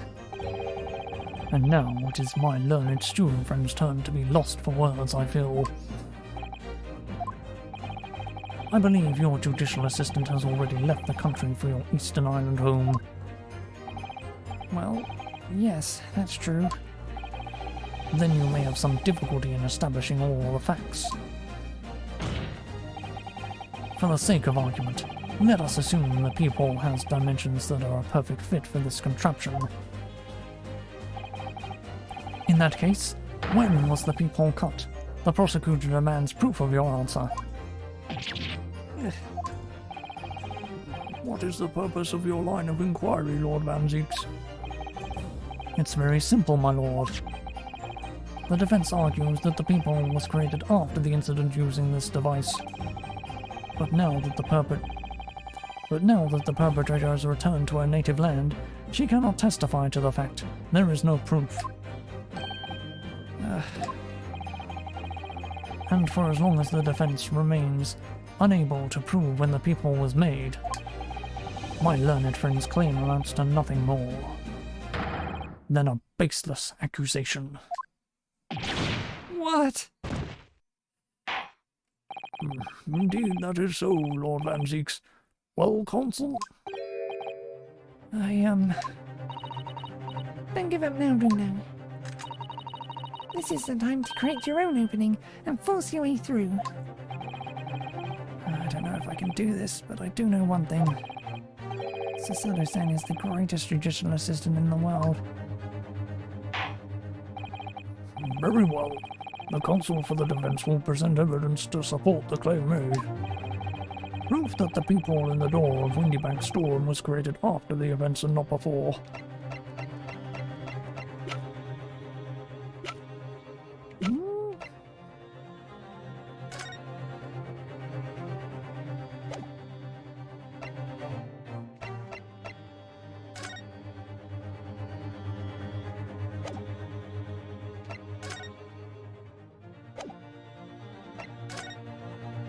Oh, yeah. Nothing in the door. Take that! What are you? A print from that detective's infernal cameras again? The judicial assistant, Miss Osato Mikotoba, is an extremely intelligent and capable woman, which is why I never had any cause to doubt that she would have considered this scenario and made sure I had the necessary proof. And the necessary proof is this photographic print, counsel. This print shows a scene in the short moments after the defendant entered the premises. Agreed. And it also shows the accused mercilessly wielding a gun in the direction of the defenseless broker. But more to the point, it pictures the storeroom door in the background. Let me see that print again. I don't believe it. This really is quite remarkable. The door to the storeroom is completely devoid of a peephole of any description. Mr. Graydon, you couldn't possibly have witnessed the crime as you claim to have done, because at the time it happened, there was no peephole in the door.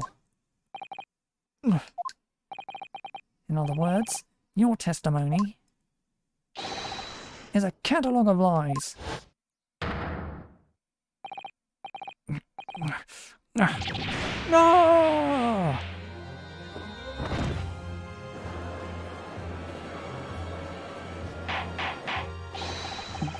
Order! I am satisfied that the defense has substantiated its claim beyond all reasonable doubt. This witness's testimony was entirely fallacious.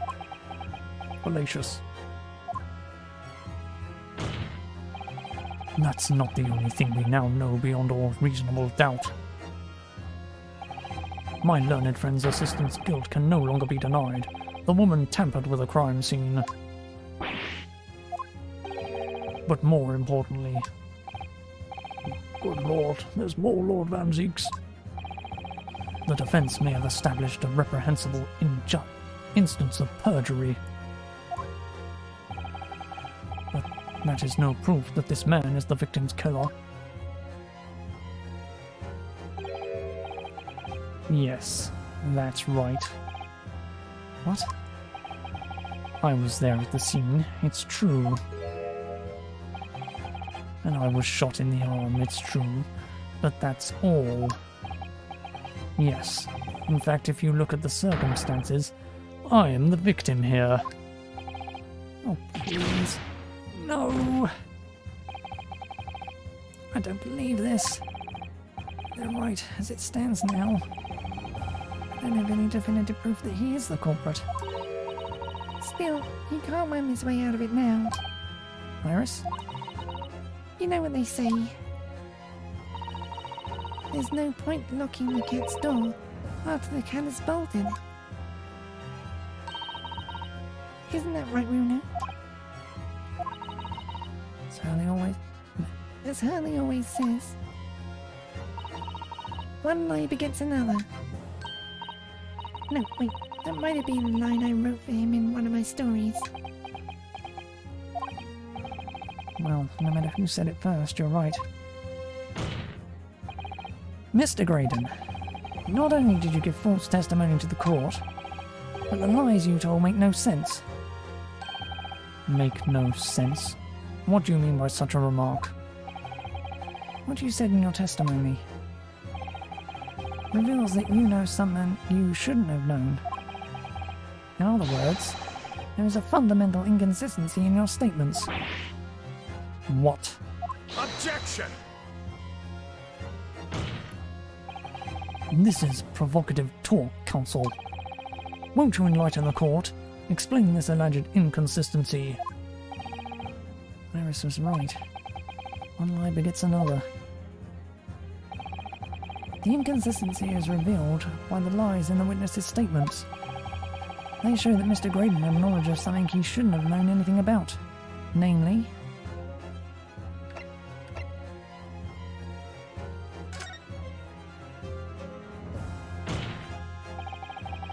the bloodstains that were present on Miss Lestrade's coat. That's right. The victim's blood splattered all over her when she shot him. But how could you possibly have known that? Obviously, because I saw her do it through the peephole in the...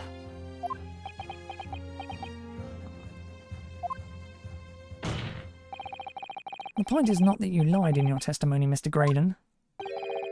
It's the nature of the lie you concocted that is so revealing. You're not making any sense.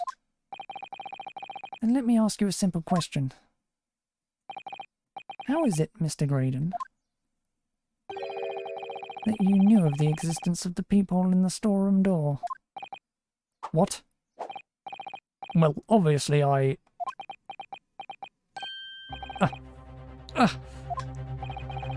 Has the cat got your tongue, witness? The peephole in the door was made after the incident occurred. And once I returned to the shop having failed to catch the two burglars, Scotland Yard's investigators arrived immediately. Since that time, the police have been at Windybanks constantly, carrying out their investigation. Isn't that right, Inspector Gregson? Well, yes, of course. The place is chock full of pawned articles, and my lads have thoroughly examined them all. So I gave the order to have officers working round the clock in shifts, so we'd get through it all. And consequently, there's no way that you, Mr. Graydon, could have gained access to the shop. Therefore, you should have known nothing about the peephole in the storeroom door. So the fact that its existence forms the basis of your testimony is completely inexplicable.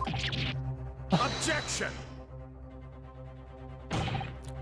And yet, the fact remains that Mr. Graydon did maintain that he witnessed the crime take place through the peephole in the door.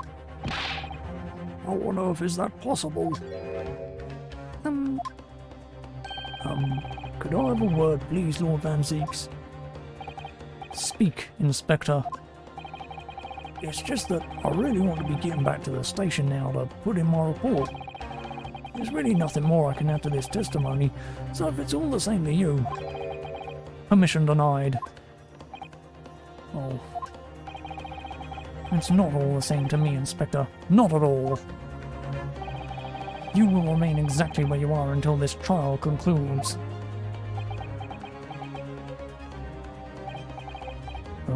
of course, sir. Mr. Graydon, you shouldn't have known about the existence of that peephole. Which can only mean that you must have been informed about it by somebody else. Objection! Stop there, my learned friend. You realize, I trust, that the words you just uttered have extremely serious implications. Yes. The defense believed that the details about the case that Mr. Graydon claims to have seen must have been revealed to him by a certain person before his testimony. And in fact, considering the particular clue we have, there's really only one person that could be. Who is the person in question, counsel? Who gave this witness details of the crime scene to facilitate his false testimony? Take that! The truth is, it can only have been you, Inspector Gregson. Me? Objection! You had better have some proof to substantiate such a rash claim, my learned friend. Consider the fact. that we have only been aware of Mr. Ashley Graydon's identity for the last few hours. We learned of it only during the course of the trial today. Indeed, preparations for his testimony were made with great urgency during our hour-long recess. While the police executed the subpoena and brought the man here from the communication station. And until that time, Mr. Graydon would have had no idea, no inkling that he would suddenly be required to appear in court. Are you suggesting that until such time as he was summoned? Yes, my lord. Until then, it was reasonable to assume he knew nothing of the peephole. It was only once Mr. Graydon was in the stand that he realized his position, that he would have to defend himself against the accusation that he was the third intruder. You're suggesting to the court that it was while this trial was in progress that he received the information? So that he could commit perjury in order to save his skin? Exactly. And the only person with knowledge of the investigation that he had any contact with is you, Inspector Gregson. This is a bloomin' outrage. Why would I be giving away details of our investigation to this fellow, eh?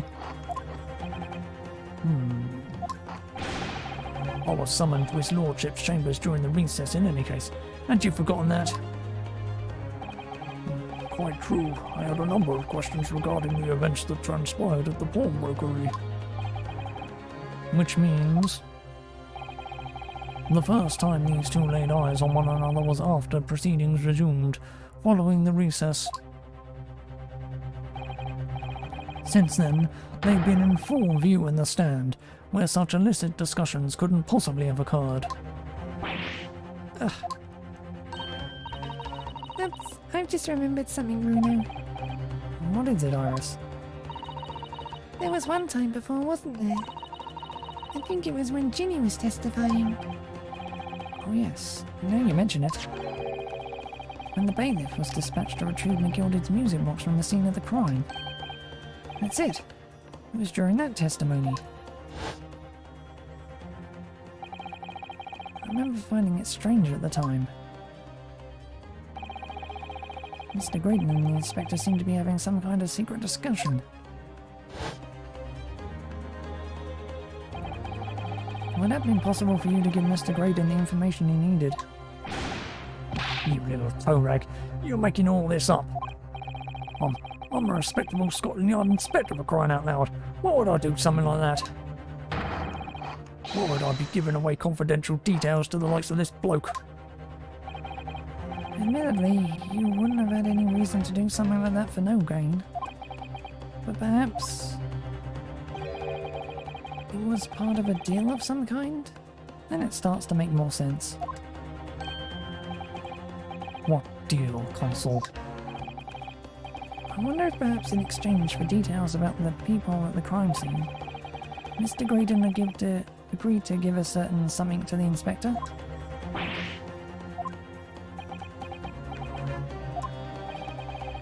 I'm sure I need not remind the Inspector that, if found to be true, striking a deal of any kind with a witness would be considered a gross case of maleficence. Malfeasance. Case of malfeasance. Well, I... Objection! It's becoming clear that jumping in with accusations is this Nipponese student's speciality. I don't do that. But with the stakes so high, the prosecution is not prepared to listen to baseless charges. It is incumbent on the defense now to present evidence in support of this diabolical claim. Evidence? Just what are you proposing that the inspector demanded of the witness in return? The court must see proof of this alleged deal. Inspector Gregson really did strike a deal with Mr. Graydon. And logically, there's only one thing he could have asked for. Must be it. Bruno, do you think it could be... Yes. It's the missing link that would join all the dots together in this puzzle. I must press you for an answer now, Counsel. What evidence explains the nature of the alleged dealing that Inspector Gregson made with the witness? Take that! Inspector Gregson, besides this murder, is it not true that you've been working on another very important case? What are you getting at now, Sunshine? Is it possible that this other top-secret case is what's alluded to in this newspaper article here? The classified secrets being leaked overseas from the Ministry of Justice? How the bleeding Nora could you? We discovered during the course of this trial the music box deposited at Windybanks by Magnus McGilded. A special music box designed to play 2 discs at once. It would seem very likely now that, encoded on the pair of discs that were in McGilded's possession, are the leaked classified secrets.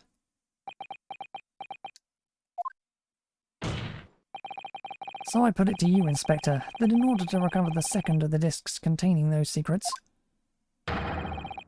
you covertly made a deal with Mr. Graydon in which you exchanged the disc for details on the case. You little... Ah! Order! On the day of the incident, when we met you at Windybanks, you said this. I'll be taking that, whatever it is, of McGilded's down to the yard, thank you very much. So hand it over. No, don't. Don't give it to him. It's mine, that is. Mine. Sorry, miss. But anything belonging to McGilded has to be taken in as evidence now. Scotland Yard already knew at that time, isn't it right? That Magnus McGilded was involved in the stealing of government secrets. My orders were, recover the medium used to convey the secrets leaked from the Ministry. And do it on the QT, strictly hush-hush. And that explains why, when I presented this disc as evidence to the court, you objected so heavily, I presume. Because you knew that it contained highly confidential information. Blimey, not likely. I mean, I wasn't that sure of it myself. I realised there was a possibility, that's all. Inspector, surely you're not saying that in order to acquire the second of these music box discs, you did indeed reveal confidential details of the crime scene to the witness? To aid and abet this man in giving false testimony? There's no other way that Mr. Graydon could have known of the existence of the peephole. It's the only explanation. A deal was struck between these 2 men. No! Objection! If, and I stress if, this sobering assertion turns out to be founded in truth, it would mean that the second disc is, as we speak, here in this very courtroom. Wait, what? In this courtroom? How could you possibly make a claim like that? Because Inspector Gregson is a Scotland Yard detective. What? What's that supposed to mean, eh?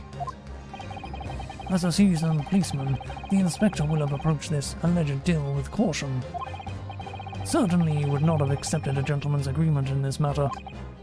No, he would have insisted on having the article agreed upon in the palm of his hand. Good gracious! Then you mean to say Inspector Gregson already has the item in question in his possession? He has the second disc actually on his person? Yes! The defense demands that the inspector is searched at once. Definitely.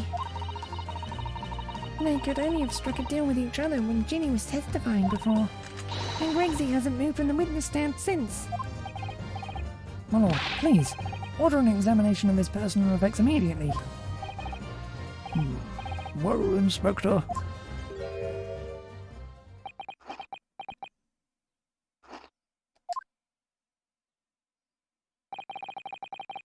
This young lad wants to be done, wants to tone down his imagination. He's insulted me in my profession quite enough. However, if it will put this matter to bed and dispel any doubts about my involvement, then I'll happily submit to a body search. What? He's going to agree with it? Agree to it? I presume you're aware of the precipice on which you now teeter, my learned student friend. You've made a most serious allegation against Scotland Yard here. If, following the search of the inspector's personal effects, no disc is found, you will be doomed. You will be deemed unfit for court service. This trial will end, and my country's government will formally demand of yours that you are severely reprimanded. That sounds serious. indeed, to have a visiting student make such defamatory remarks about our country's most senior police force is not something Her Majesty's government will be able to overlook. You're just threatening Bruno because you're scared. The accusation is beyond serious. You must be prepared for grave consequences. It's true. Can't imagine Gregson would have accepted a gentleman's agreement for something so critical. The disc must have physically changed hands, which means the inspector should have it. Somehow, something doesn't feel quite right here. Very well, Consul. You know the implications, so let me ask you one final time. Yes, my lord. Do you still persist in formally requesting a search of the inspector's personal effects?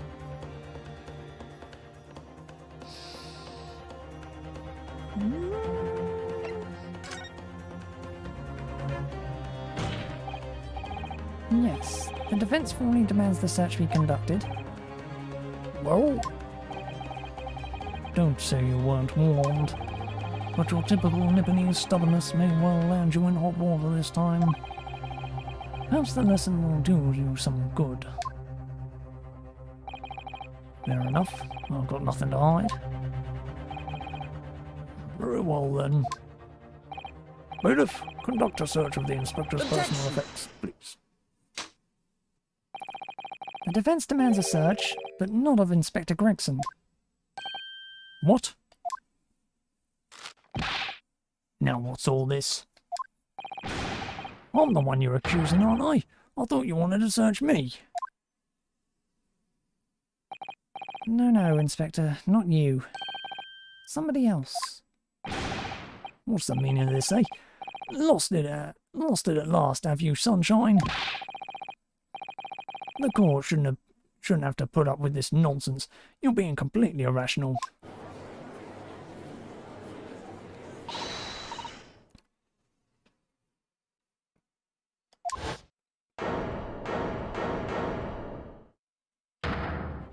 Be quiet, all of you.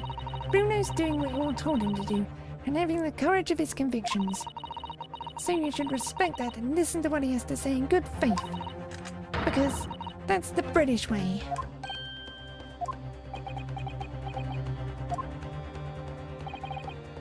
Well said, young lady. Indeed, this court is in awe of the defense's counsel's conviction and eagerly awaits his next words. You what? Now don't be hasty, my lord. I'm not mistaken about the things I've seen in court today. I'm fairly sure that I know who has that disc at the moment. There's only one person it can be. Consul, of whom do you request this search now? You shook him earlier. Take that! Oh, my lord. Mr. Nash Skulkin. Well, I never. Blimey. Me? Him? Very well then, bailiff. Restrain the witness and conduct a thorough search of his personal effects. Hold it! Please, my lord. Inspector? Scotland Yard has to object to this search. Objection! Unfortunately for you, Inspector, your objections carry no weight here. Huh? In this courtroom, only the prosecution and the defense have the authority to object. But little man Zeeks. I have no idea what forces are in play that might influence your actions. But personally, I have no intention of obstructing the course of this trial. Ah. Bailiff, carry out the search. No, hold on a mo. I don't know nothing. Nothing about no disc. Got it out! Ah! Here, my lord. In the witness's pocket. I found this. Good lord, that's... Another music box disc. I don't know nothing about it. Nothing.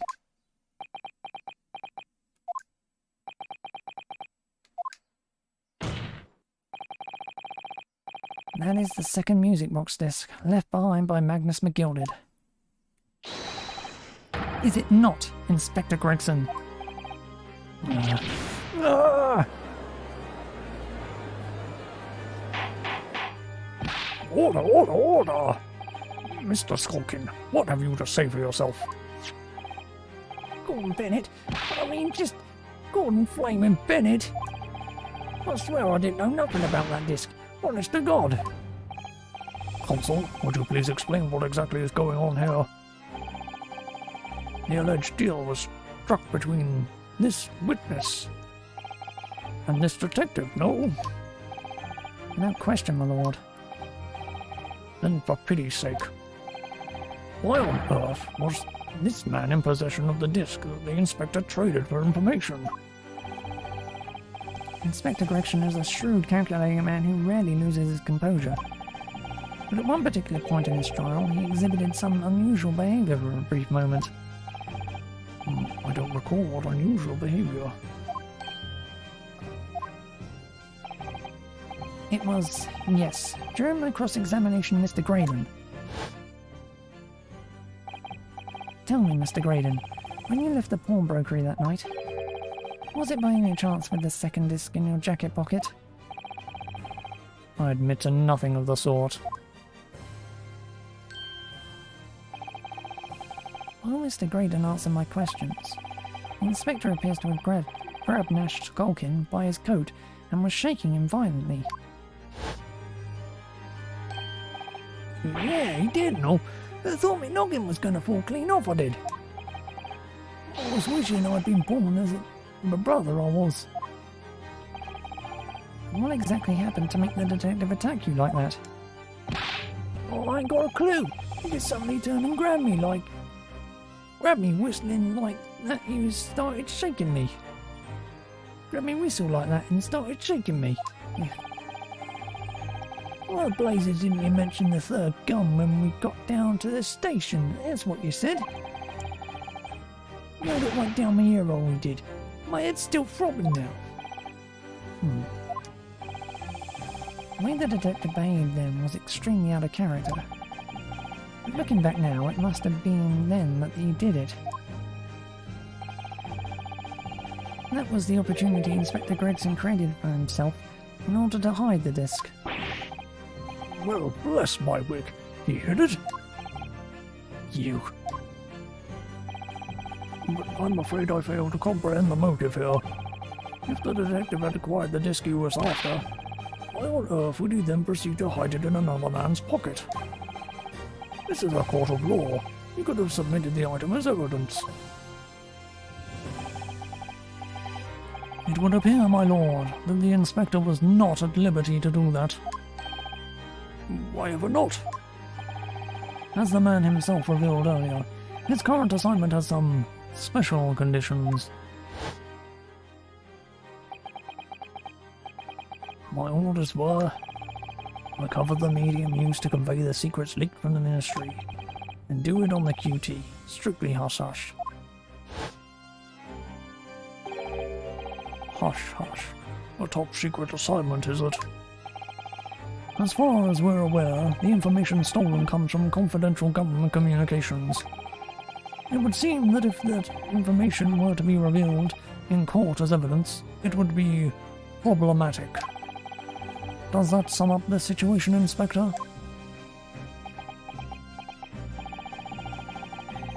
I'm operating under direct orders from the Ministry. I'm afraid I'm not at liberty to answer that question. So, realizing there was a chance that you may be searched here in court, you took steps to hide the disc you had acquired from the witness. Does that mean... He only pretended to attack Mr. Skulkin in order to get close enough to him. Slipped the second disc into his pocket. So it was all a pretense?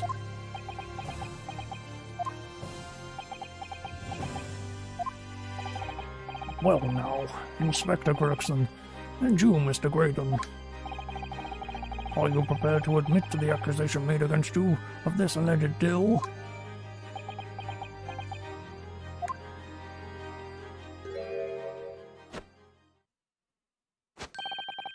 Admit to it? Yours truly? Please. Mr. Graydon? Clearly our eastern visitor has an uncommonly active imagination. However, there's no proof that I passed that disc to the inspector. Objection! But then, how do you explain the reason why you knew about the peephole? I'm under no obligation to explain. What? Yes, I lied in my testimony. That I admit. So sentence me accordingly. But that is all I admit. Murder, leaking government secrets, striking a deal with the detective. All of it is this young Eastern man's fancy. I have no idea what any of that is about. What?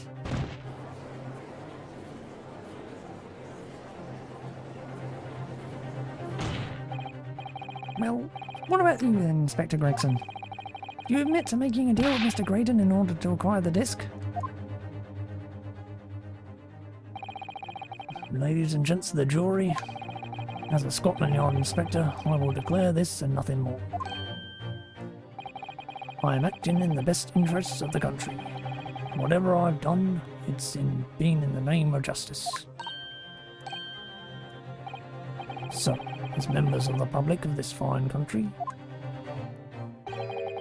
I'd like to think that justice will be your guiding light when you're making your decisions.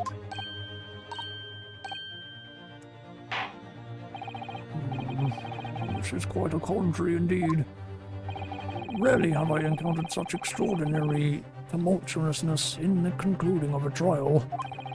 Nevertheless, in the absence of any further evidence to be presented, I believe it is time that we put the matter to the jury for their final leanings. Well now, as a fellow servant of Queen and Country, I must say I sympathise with the old inspector. Yes, he's a dependable man, I'm quite sure. In service, one becomes a good judge of character. Even crossing your eyes doesn't help when it comes to looking at this case. It's all blurred to me. Well, as a fellow professional, I'd like to put my faith in the detective, really. Graydon is a highly skilled operator. Stop. Currently in presence of idol. Stop. Detective has very much trust in eyes. More than this, I cannot say. I believe it. Those 6 jurors are going to believe Gregson. They declare their decision now. Is Ginny going to be found guilty? If I don't manage to produce some definitive evidence right now, then we're going to lose. And there's some proof that Graydon killed Mr. Windybank or stole those government secrets. There's some evidence to force Gregson into admitting that he struck a deal with the witnesses. There. Well then, counsel, I think it's time I imposed on the jurors to declare their final decisions, no? That is, unless you have some compelling evidence you have thus far not presented to the court. I let the jury If I let the judge call the jurors to announce their leanings, Gina will be found guilty. So there's no choice then, Bruno. You have to throw some more evidence at them. This is it now. It all comes down to this. Who do I present evidence against? Gregson or Graydon?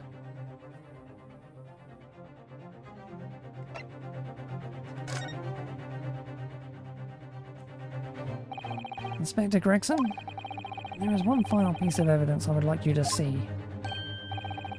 What's that then? If you refuse to acknowledge that you did in fact strike a deal with the witness here today, then you leave us no choice but to examine this piece of evidence thoroughly. Well, go on. This is my last chance. Looks like I'm going to force his hand here. One final piece of evidence to get this detective to admit to the deal he clearly struck with Graydon. Take that! Is that Mr. McGilded's peculiar music box, counsel? Yes, with the disc already in place ready to play. I think perhaps now would be a good time to listen to the sound produced by the music box again. Only this time, with the second disc we've just discovered set in place as well. Goodness, this counsel? Hold it! No, wait! I can't let you do that! Why not? Because, well... Because it's got nothing to do with this case. That's why. Objection! Not true, Inspector. Huh? The defence has already proposed that the sounds heard by the court earlier from this music box were part of a Morse code message. Morse code message. Blech. We know that Morse code compromises of two distinct tones. The defence believes that the second disc contains a second tone needed to complete the message. And now we have a choice. Now we have a chance to confirm that theory. Fucking up now, sunshine. We're talking about state secrets here. If you're gonna let the whole courtroom hear confidential information like that, it's treason. Do you admit the charge? That in order to protect these state secrets, you engaged in unlawful dealings with the witness? You're mad. If you let that secret information out into the public domain, you'll be making an enemy of the entire British government, you idiot. Objection!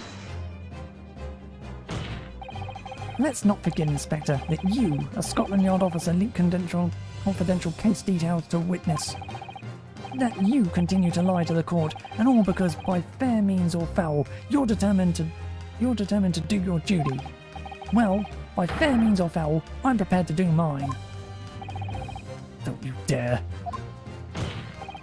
I will stop at nothing to protect my client. I don't care who I make an enemy of.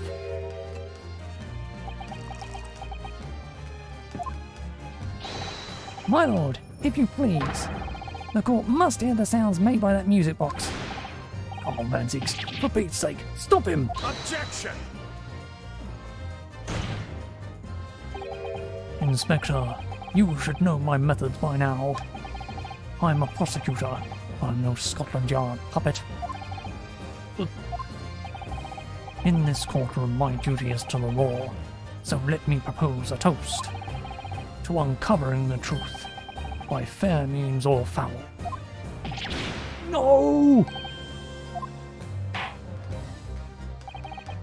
Very well. The defence's stance here and that of the prosecution have been made very clear, I feel. Therefore, in accordance with the defence's request,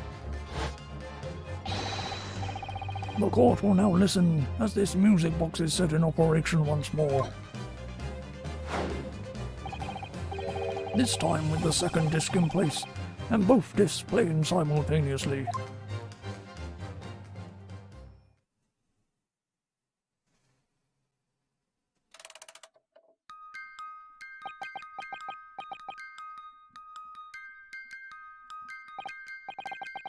Oh, listen to that. It's unmistakable now. It's Morse code. All right, I admit it, whatever you want, but for the love of God, shut that blooming box up!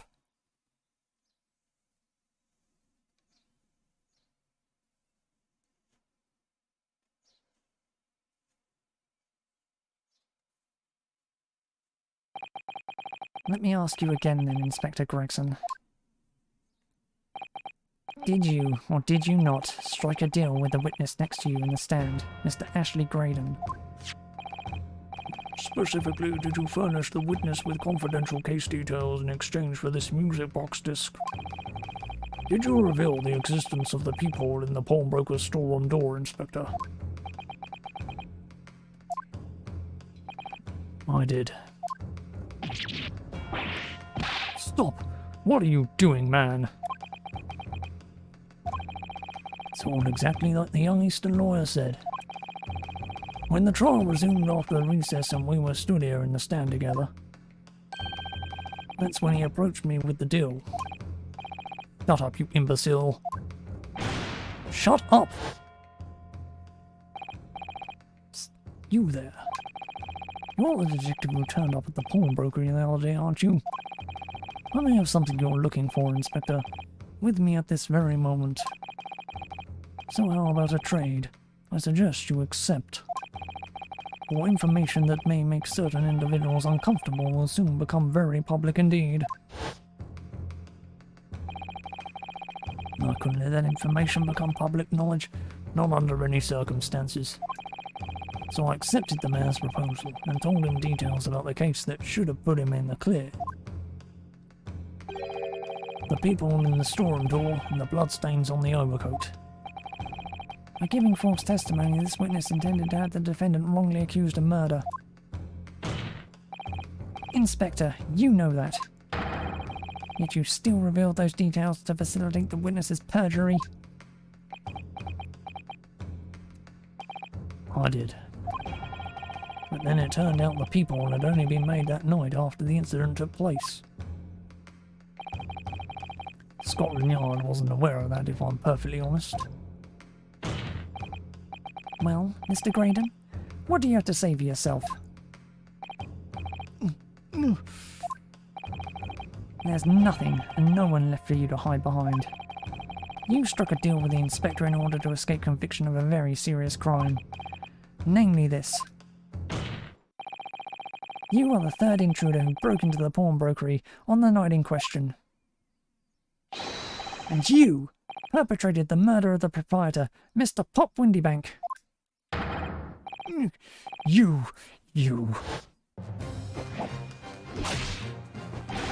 Traitor!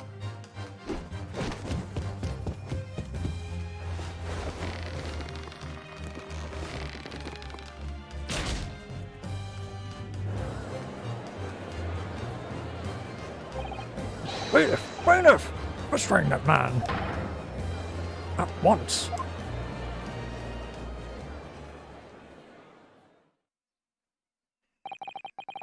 That's it then. It's all over.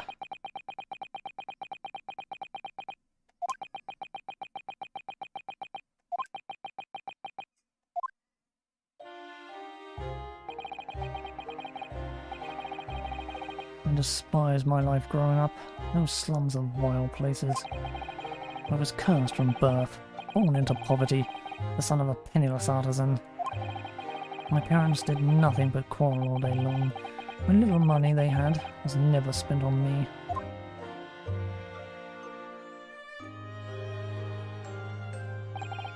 So I set about studying to better myself, to one day escape from that hellhole. And you eventually became a communications officer. I admire your determination. And then you decided to try to sell government secrets. Why?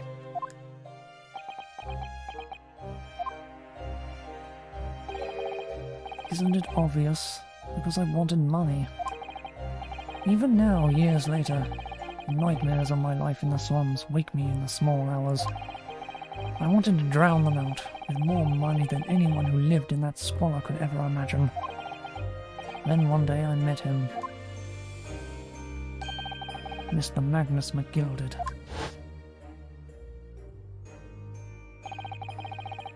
You're a Finn with a career talent, so you are. I've money to throw your way if you're interested. All you need do is go along with my little plan now.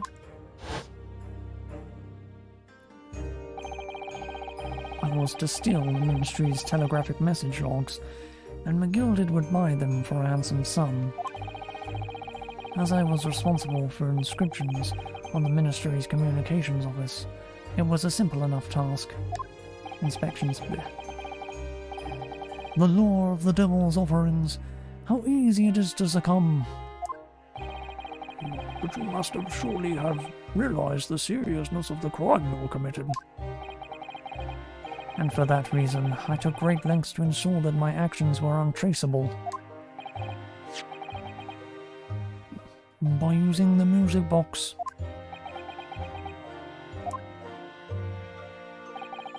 My father was a brickmaker, though my mother divorced him when I was still a child.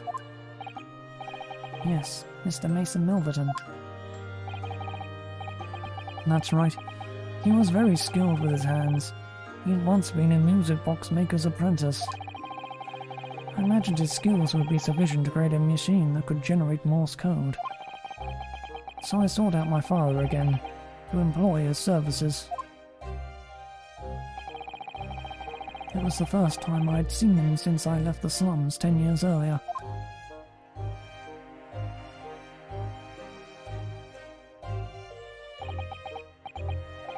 Look at you, Ashley. What a fine gent you've become, eh? I was a different man to the one in my memory. A thin, frail old man. But poverty had never broken him, never corrupted him like it had me. I was sure that he wouldn't help me if I told him the real reason. So I made up a story. Got some work for you, Father. I need some music book discs made. Music box discs, eh? A musician friend of mine. A musician friend of mine has written some music he wants to sell to the public. I brought the score with me. There were two, actually. I'd be delighted, son. It's been 20 years since I did any work like this, though. Fetch my tools, would you? They're in the loft. And that's how I had him make the two discs. Thereby splitting the information in two. You were taking considerable cautions indeed. It was to protect myself as much as anything.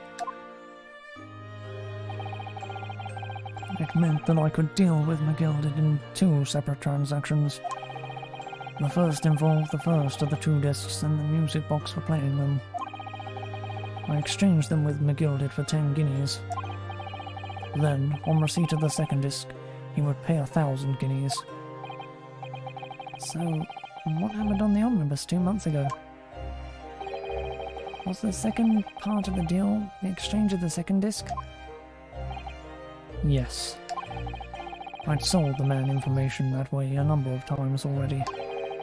But it seems he became reluctant to part with his money. But that doesn't quite make sense, Mr. Graydon. Or why was it that, on the omnibus 2 months ago, your father, Mr. Milverton, was the one dealing with Mr. McGilded and not yourself? When I received the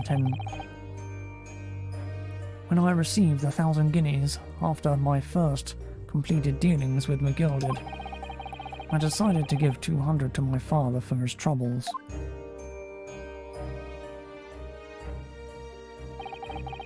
But my father realized something was amiss. In time he worked out that I must be involved in something dubious, and when he did, he said to me, Next time there's an exchange, you'll let your old man do it, understand? Otherwise, I won't take your money anymore.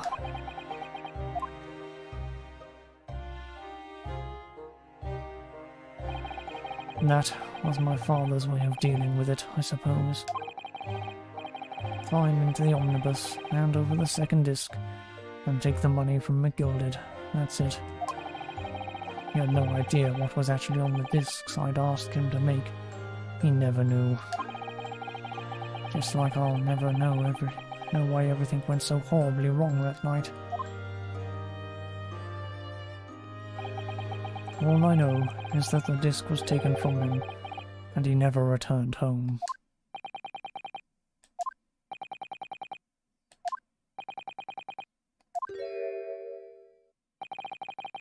was only then that I found out what sort of a monster McGilded really was.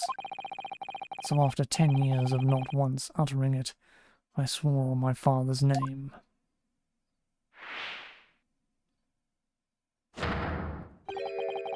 To exact revenge. Revenge? As anyone with even the remotest knowledge of the man will no doubt be able to imagine, McGilded brought all his wealth and influence to bear in the most despicable of ways. To crush any semblance of justice in this trial. The crime scene was tampered with, evidence was fixed, and witnesses were bribed. That trial 2 months ago was a farce from start to finish. My feet had barely touched British soil back then. I walked into that hornet's nest completely unaware of the sinister background of it all.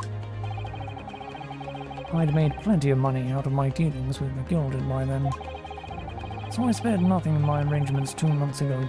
I knew exactly who to hire.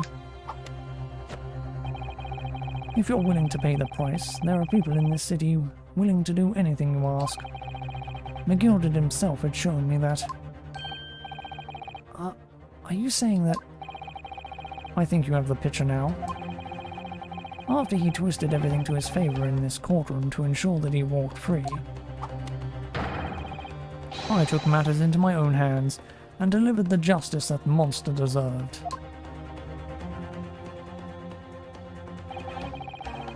That tragic accident following the trial here 2 months ago was planned and executed by yours truly. Gilded's death that day? It's caused by this man? Everything is ready, sir. If you'd like to follow me into the courtroom. What's this, officer? 'Tis sooner than I was led to believe. If it's not inconvenient, sir, there were some changes to the schedule. Well, I must be making tracks now. 'Tis time for the inspection. They're going to re-examine the omnibus again, so I'm told. I asked if I could be present for it myself.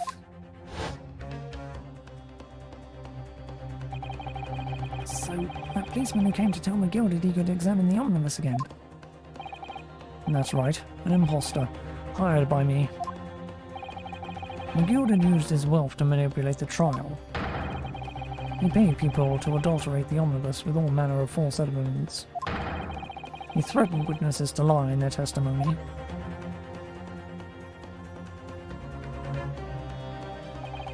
So I gave the man a taste of his own medicine. Once the omnibus was doused in paraffin, one of my sham policemen ushered McGilded inside and sent him on a one-way journey to hell.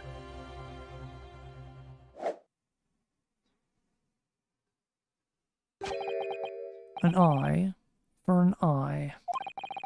That's how I avenged my father's death. Spine-chilling account indeed. But that wasn't the end of it for me. There was a loose end, you see. A loose end? Yes. I should think it's obvious. The second disc, which my father had taken to exchange with McGilded. Yes. There was indeed no mention of it in the man's trial 2 months ago. Clearly because it had been removed from the scene of the crime. When I realized it was missing, I remembered something. Something from the first time I dealt with McGilded.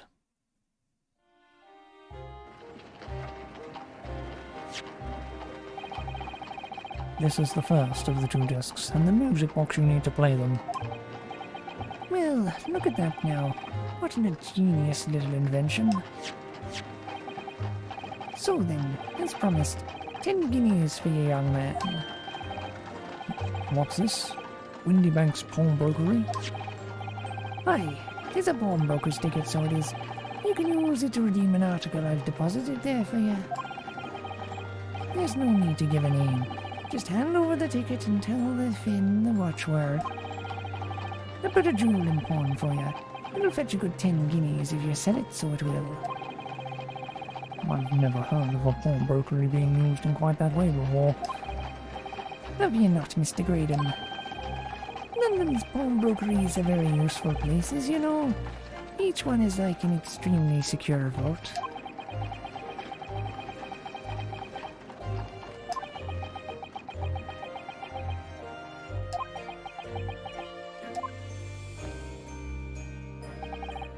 So I knew that if he'd taken steps to hide the disc, it would be in that pawnbrokery somewhere. And that on the night he killed my father, he must have entrusted that ticket to someone. Yes, to Gina. I remember now that when we first met you at Windybanks that afternoon 2 days ago, I had a description of Miss Lestrade written down. How did you know who you were looking for? From the trial, that pickpocket's testimony was clearly peculiar. Anyone could see that. I realized immediately that she was another of McGilded's pawns, that he must have threatened her somehow. I was fairly convinced it would be her who had the ticket, so I started to make some inquiries. I had a strong suspicion the girl would come out of the woodwork on the redemption deadline. He was absolutely right. And yes, sure enough, she did. All I needed to do was wait until the girl went into Windybanks to redeem the article. But unfortunately, she redeemed only McGilded's overcoat and the one disc that was in its pocket. The all-important music box was the second, with the second disc inside was missing. Because it had already been forfeited 2 days earlier. But I was unaware of that fact. Had I not been, I could have avoided my nighttime excursion.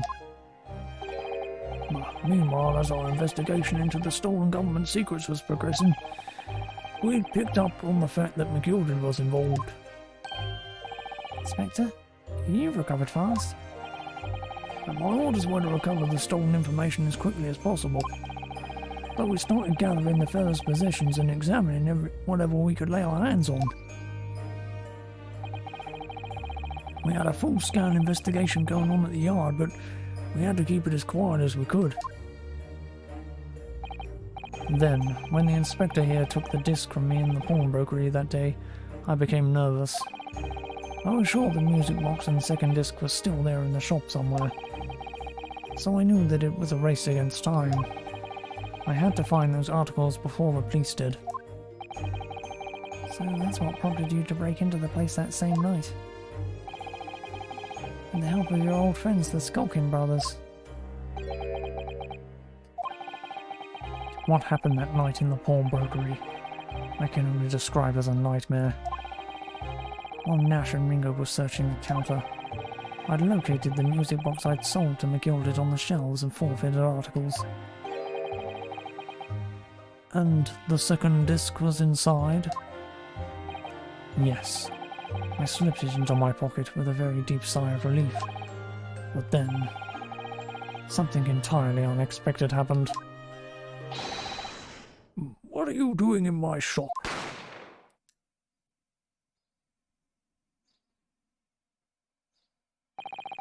A gunshot rang out in the shop, and I felt a sharp pain in my left arm. The broker fired his gun, and the bullet pierced your limb. Yes, exactly. But unfortunately, I'd decided to bring my own gun with me that night, just in case.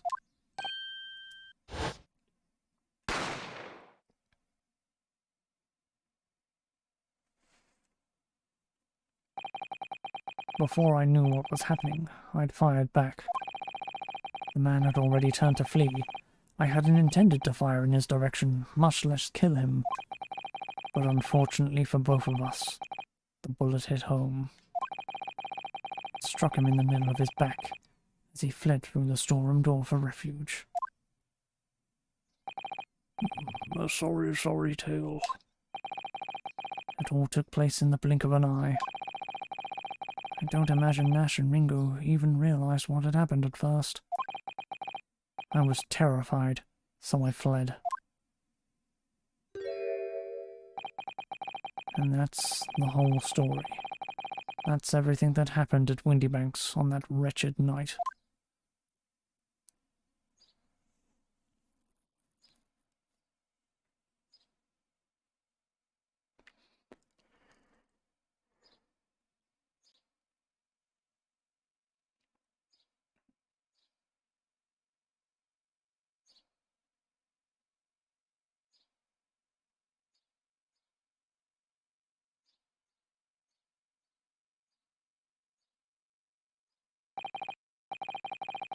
Earlier, you called McGilded a monster.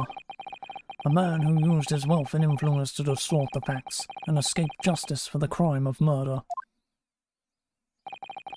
What tragic irony. For what you have done is exactly the same.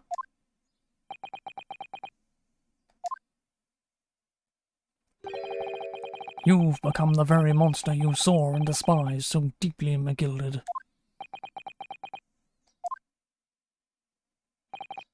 Yes, I think I have.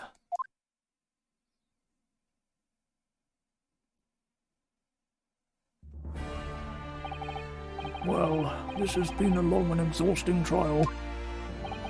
However, it would seem that at last we have arrived at the truth. Inspector Gregson, what of Mr. Ashley Graydon? He's been restrained, my lord, and has been escorted to the yard. He'll be charged with the murder of Mr. Windybank and the stealing of government secrets. Very good. And you, Inspector? Regrettably, you will have to face charges yourself. Yes, my lord, of course. It transpires you were complicit in helping a criminal escape justice. That fact remains whether or not you were doing so in the line of duty. The crime is a serious one, Inspector, and inexcusable. Now to the defendant, Miss Gina Lestrade. Yeah? It is time for the final adjudication. Is the jury ready, Mr. Foreman? Yes, sir. Garrett Squadron standing by, sir. This is really it now. The last push, the final call, the finishing whistle. My men are ready to deliver their verdicts. Thank you, Mr. Foreman. Very well, ladies and gentlemen of the jury. You will now declare your final decisions to the court. Not guilty. Not guilty. Not guilty. Not guilty. Not guilty. Not guilty.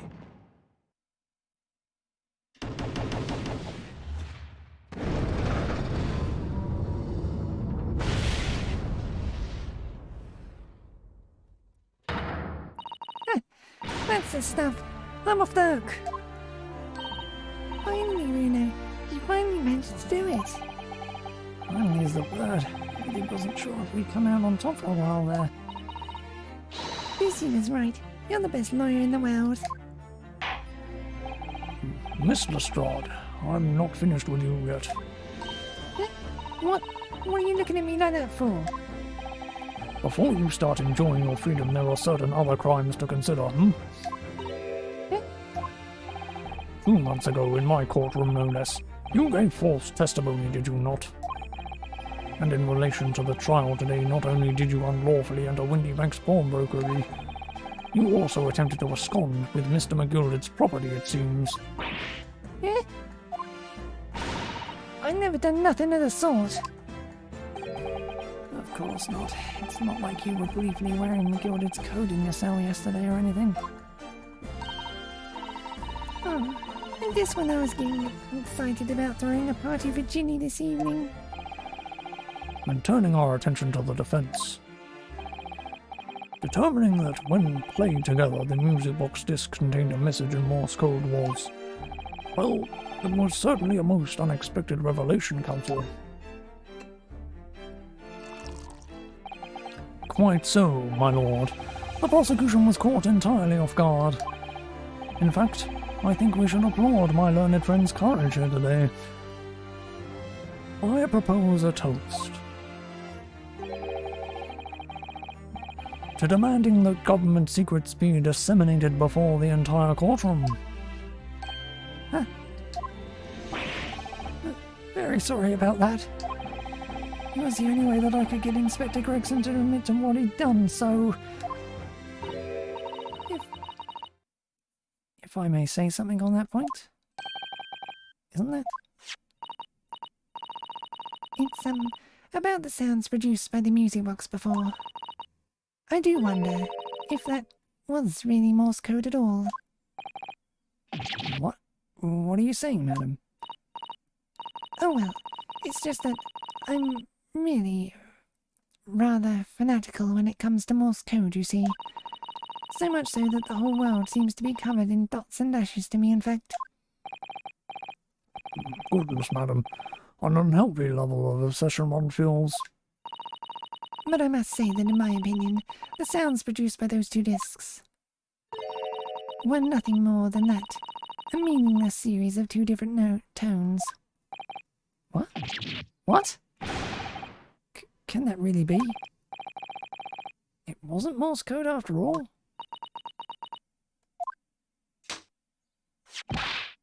My lord, the defense would like to listen to the music box again. Why, you off your nut? How many times do I have to tell you? Those discs contain ministerial secrets, sunshine. This courtroom is not an appropriate forum to discuss the nature of the government's communications. We know McGill had conspired to trade national secrets with our enemies, secrets acquired from Mr. Graydon. Now that the man has admitted to his crime, we have no need to pursue the matter further. But it's really going to bother me.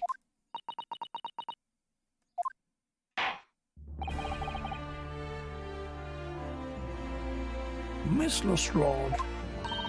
Yeah, my lord? That's what you have seen today. That's what you have seen today here in this courtroom has been extremely disturbing. Falsified evidence, intimidation, perjury, a grim catalogue of depravity. An appalling experience to befall any child. Come on, there ain't nothing I don't see most days in the back slums. I beg your pardon? If you're weak, you pay for it. That's just how life goes. Gina. But look, I reckon I've worked something out today. The world ain't fair, but if you want to change it, you've got to start at home. You've got to change how you are yourself. Well, that's a very laudable lesson, I would say. I eagerly look forward to the born-again Miss Lestrade never gracing my courtroom with her presence again.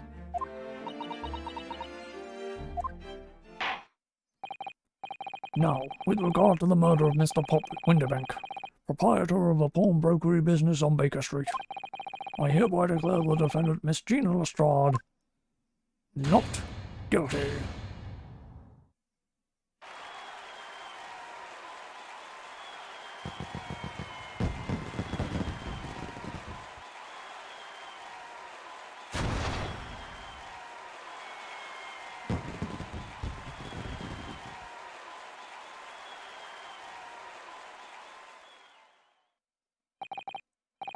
That is all. Court is adjourned.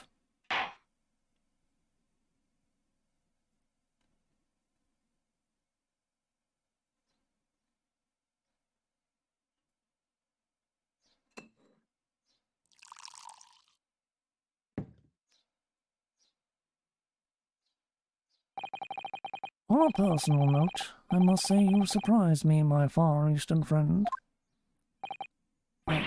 Oh. Despite being a Nipponese, you saw through the pretense to the malice that festered within that Englishman, and at the same time saw through the grime to the surprising heart of your English client. You have a curious talent for judging character, especially considering our very different cultures. I don't think there's anything curious about it. whether we're from the Empire of Great Britain or the Empire of Japan, we're all human beings, and not so very different on the inside. You know, I took this case for one very simple reason. To lock swords with you once again here in the courtroom. You did? When I encountered you for the first time 2 months ago, it reminded me of toasting friendship and trust with another Nipponese, only to find my trust betrayed. Through you, I hope to look into the eyes of the man I once knew and try to understand.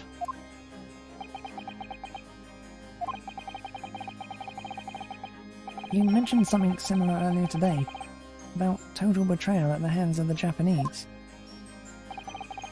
What happened exactly? Well, you may ask. And one day, when the time comes, you will learn the answer, whether you like it or not. Alright, and I'll wait for that day if I must.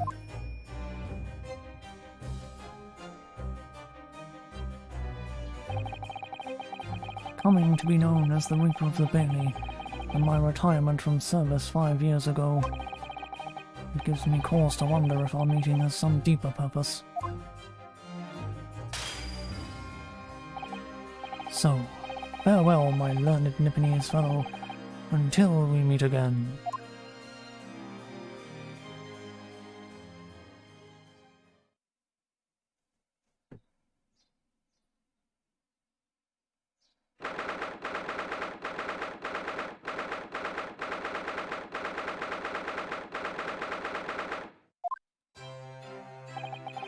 It's done. It's over at last. But where's Iris disappeared to? Ah. Congratulations, Gina. I knew it all along. I knew that you were innocent. Well, you did what you said, Mr. Naruto. You believed in me right up to the end. You're as odd as your name. It's not about it. I told you I had faith in you, didn't I?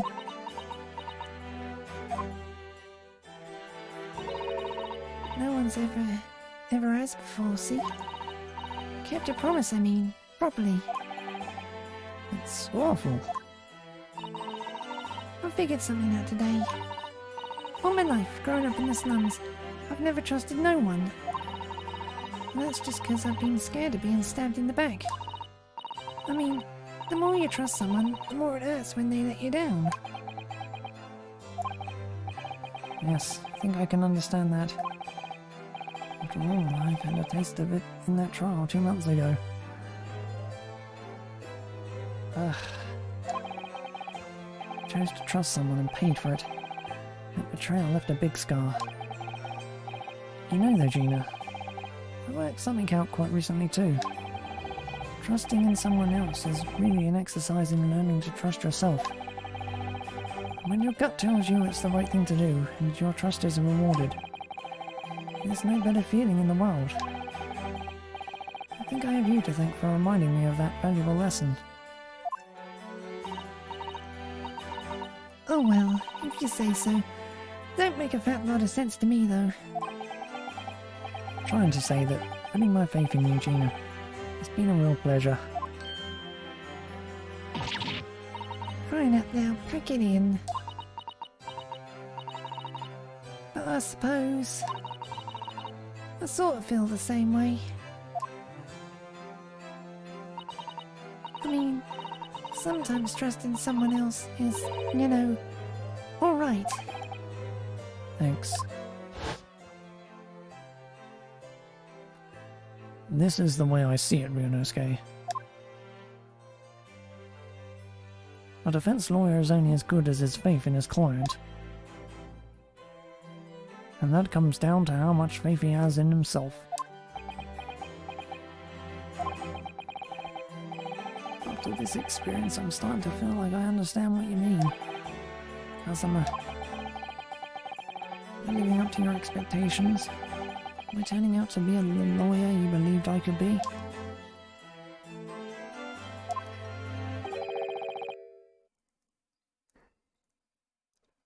Pardon the interruption.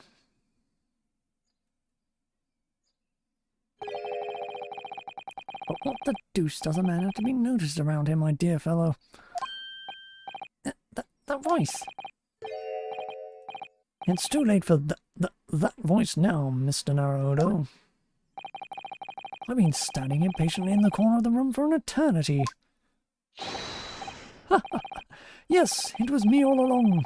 I would have said when finally you noticed me. But you people, with your incessant babbling. Mr. Sholmes. Yes, it was me all along, you see.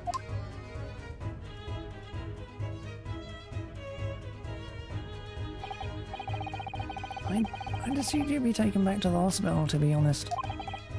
Indeed I was, but I managed to escape again. Oh. I happened to be aware of one or two foibles of the doctor who was tending to me. I merely made my knowledge of them known to the man, and he happily issued me with a leave of absence. Oh, very above board. But enough of my adventures. That was a fine victory, Mr. Naruto. Your tireless efforts justly rewarded, I feel. Congratulations, Orinoda. As a close friend, I tip my hat at you. Thank you. Some great detective you are. Great at being cold as ice, maybe. Have I irked you in some way, Miss Lestrade? While you've been having a snooze in your nice soft bed, some of us have been fighting for our lives. Ah, well, that bullet did cause me to lose a substantial amount of blood, is true. So I have indeed been feeling somewhat cold.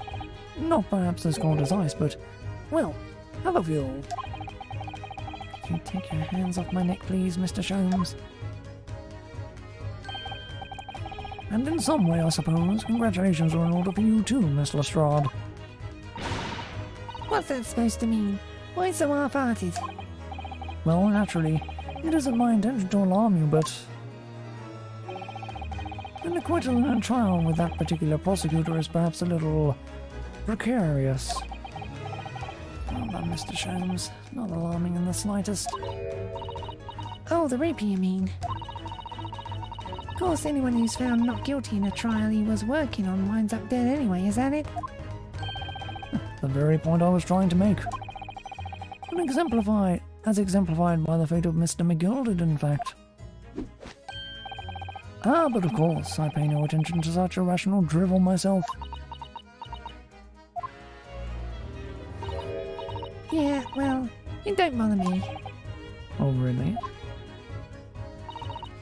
Of course not. The way I see it, the Reaper's a bit like him upstairs. Him upstairs? You mean, like God? Yeah, him upstairs knows what's what, right? He knows what people are like on the inside. He wants to have got the wrong end of the sticker. He won't have got the wrong end of the stick.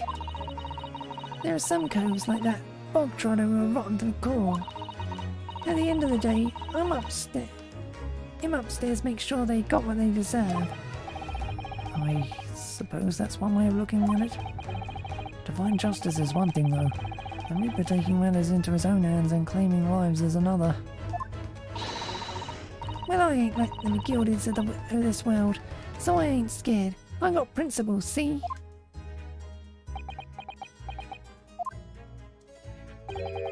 A trait in you which is to be admired, Miss Lestrade.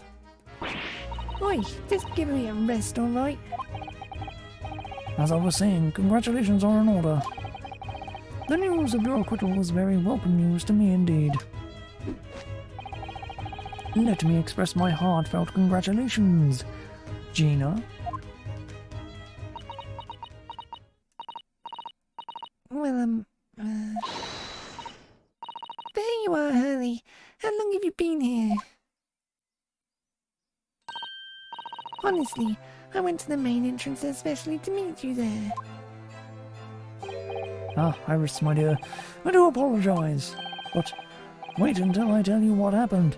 This pair made utter fools of themselves. What happened? As you know, I have a penchant for disguise. I was hiding in this room dressed as a bailiff. But these dolts didn't notice my presence at all. They had no idea. Can you imagine, Iris? Would you credit it? I'm not sure really. I beg your pardon?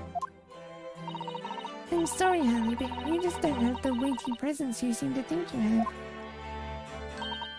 In fact, you really ought to be careful about that. It's going to land you in trouble one day. I'll be careful. Ouch. Anyway, it's such a shame. I was so hoping to throw a party for Ginny tonight. But you won't be able to come, will you? Don't look like I'll be going nowhere for a while. You were at the judge's padder. I got stuff to make amends for, apparently. All them offences.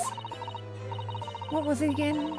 Breaking and entering, taking the bog trotter stuff. What was in lug? Blah blah blah. Yes, I think you'll find that basically being a pickpocket is the main offence. But diving ain't an offence. It's a job, isn't it? I don't think so. Still, it's just got me thinking now, this. Maybe I should start looking for another line of work. I mean, you didn't start off as a lawyer, did you, Odo? Oh, no, but I was never a pickpocket. Well, anyway, I reckon I can make a change. I'm gonna do something for all them lot like me, from the slums. Something that makes a difference for them. That's a wonderful idea, Ginny, and I'm sure you can do it.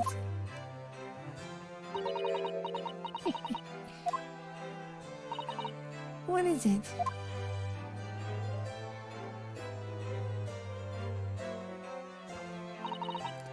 Nothing. Miss Gina Lestrade. The prison carriage has arrived, ma'am. Come with me to the rear gate at once. Right.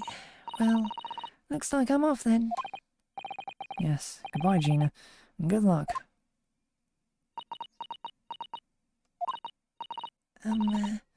Odo, Yes?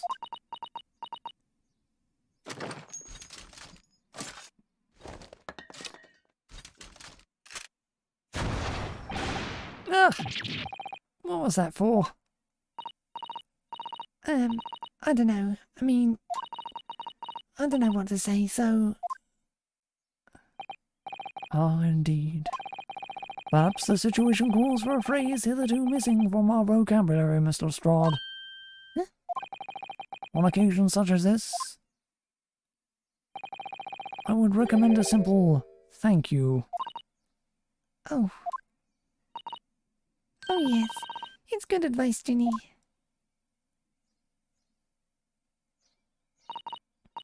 Right, I see. Well...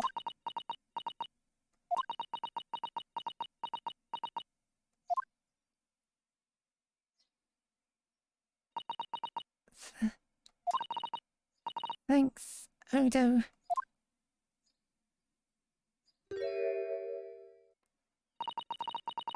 Thank you for everything what you done, for believing in me. Not at all. In fact, it should be my line. Thank you, Gina.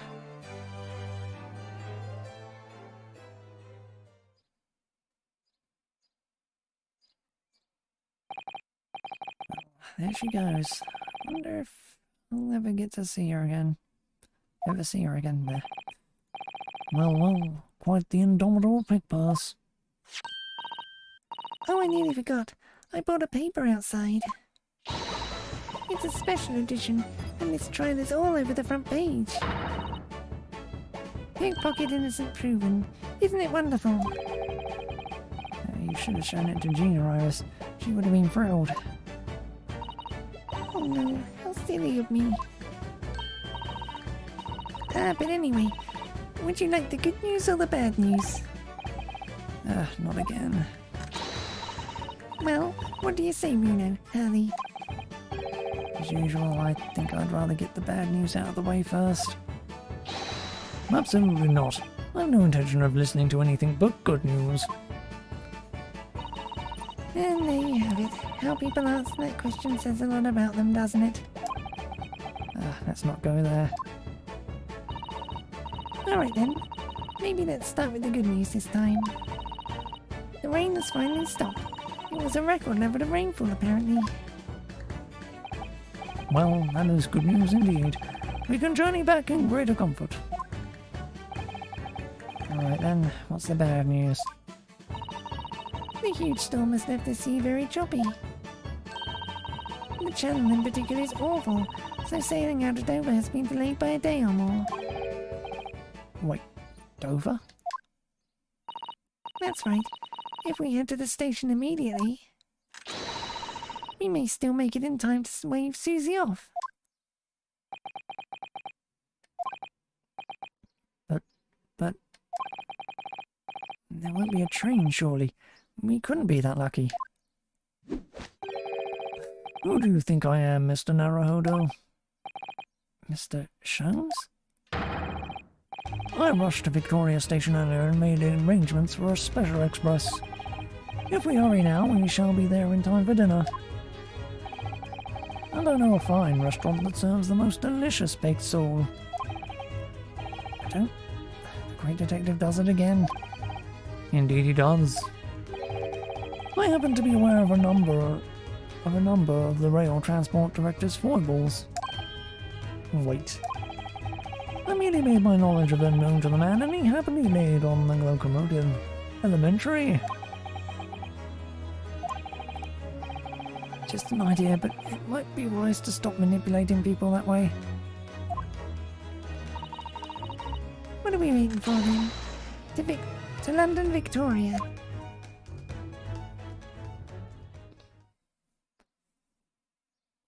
This is taking longer than I thought.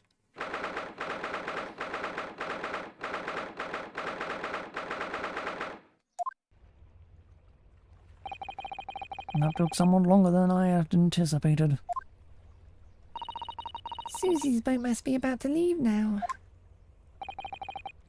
Mr. Zadu, where are you? Over there, look. Looks like she's reading something.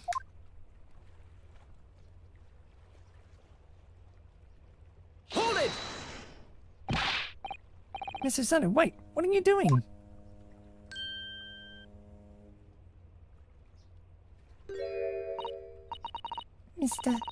Mr. Naruhodo, what are you doing here?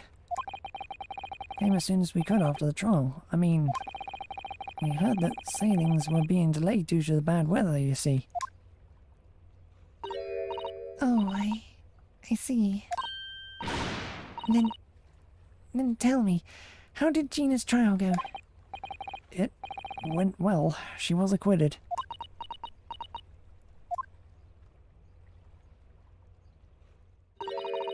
That's wonderful.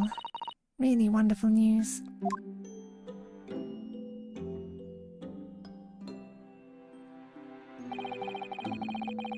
The book you're about to throw into the sea. It was your Encyclopedia of British Law, wasn't it? Oh dear. I was hoping you hadn't seen that. I'm not worthy of practicing law in any way now. No, I was saying my final farewell. You were saying goodbye to law? You, Susato-san? Would I be correct in assuming? It's because of the peephole, Mr. Sato. I deliberately altered the scene of a crime, and then I tried to hide the fact. What I did is utterly unforgivable. That reminds me. How did you even come to have this, Susie? On the evening of the incident, Mr. Sholmes had invited Gina to dinner, if you remember. Oh yes, we had a wonderful time. Well, Gina gave us a little introductory lesson, didn't she? To the art of pickpocketing, I mean. Oh, that was so much fun. I stole Runo's armband. Yes, please don't do that again, Iris. That band's very important to me. And if it's so important, you should pay more attention to it. You didn't notice for ages. On a whim, I thought it would be fun to see if I could take the cat flapper mat, so I put it up my sleeve. Really?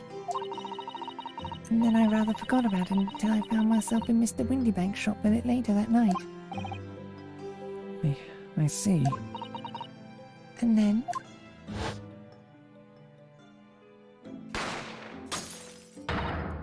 Ah! Mr. Sholmes! Mr. Sholmes! Leave me, Mr. Naruhodo. Right.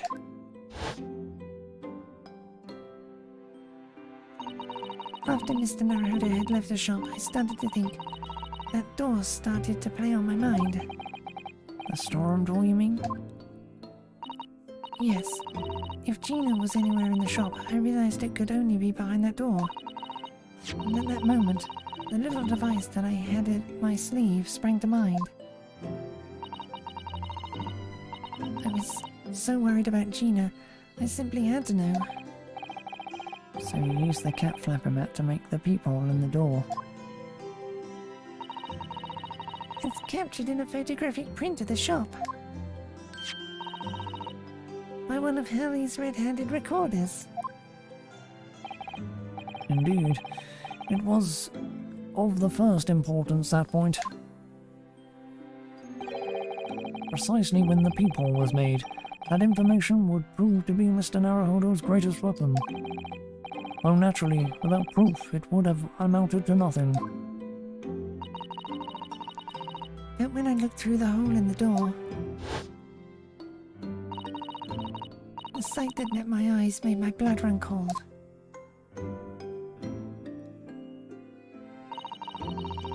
Thoughts started to run through my mind. I remembered the trial 2 months earlier. The trial of Magnus McGilded. I thought about how he had manipulated the evidence and arranged false testimony to secure his freedom. It made the British justice system feel very dark and sinister to me. And then a terrible thought occurred to me. What if some wicked criminal was planning to do the same thing now? Because from the appearance of the crime scene, it looked exactly as though Gina had shot Mr. Windybank. Even though I was sure she would never have done such a thing. You were worried that the true culprit would try to frame her for the crime. That's right, but then I realized it would be very difficult for anyone to give false testimony in this case. What do you mean? Well, the crime appeared to have happened behind the door of a locked room. For someone to claim falsely to have witnessed it, there would have to be a way to see beyond the door. For which a peephole would be the very thing. Only the people I had made wasn't actually there until after the crime had been committed, of course. And the criminal would know that, so it wouldn't make any difference. But the possibility of a rather ingenious trap was there, was it not? Trap? Is that why she did it? So, is that why you kept it a secret, Susie? You never mentioned that you made the peephole to anyone, not even to the police. I know, and I knew at the time what I was doing was wrong, a criminal offense even. That's why I decided to confide in Mr. Sholmes. If Mr. Naruhodo was completely backed into a corner, with no other possible means of escape, the truth about the peephole could save him. That was my plan. He really does think of everything. But then, Why didn't you just tell me everything before the trial began? My dear fellow, you're thinking straight. If she had done that, it would have rendered you complicit in the whole escapade.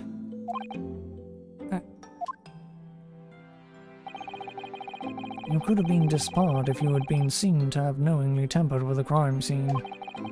So Mrs. Sutton decided to shoulder the burden of responsibility alone.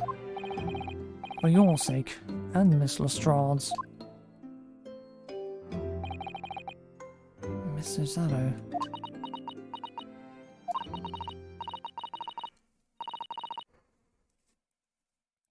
The truth is, when it happened, I did it because I had lost a little of my faith in the law. Oh?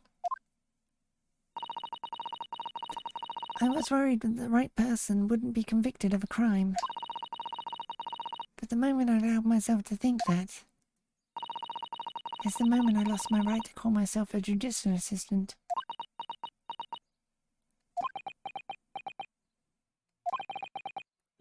What you did isn't comparable to what he did. Graydon is the one who lied in the witnesses stand, using that peephole as a way to implicate Gina. And besides, if the peephole inconsistency hadn't existed, I'm not at all sure that she would have been acquitted in the end.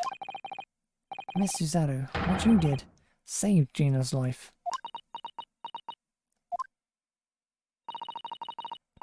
Well, with your kind words, Mr. Naruhodo, you've saved me too from my regrets.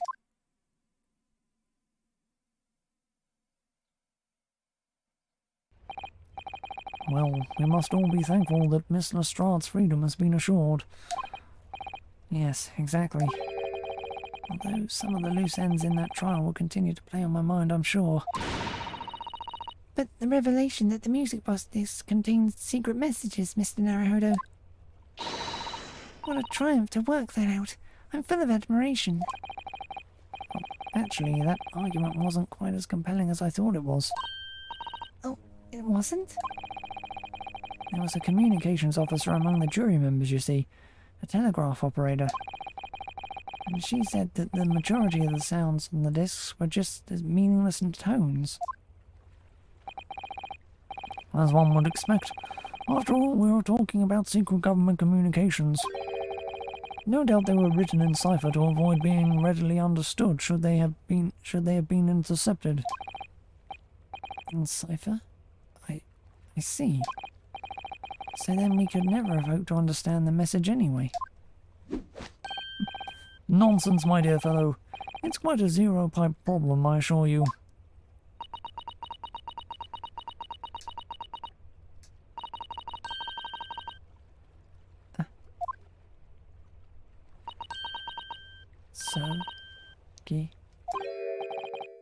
What? Well, that can't be a real word, can it? How funny. Wait, Iris, what did you just say? Oh, I just said asogi. Does that word mean something to you? Mean something? Sogi was the name of my best friend. What? But how? How do you know that name, Iris? I wrote it down during the trial with her, when the message was playing on the music box. She transcribed it on the fly. She really is a genius.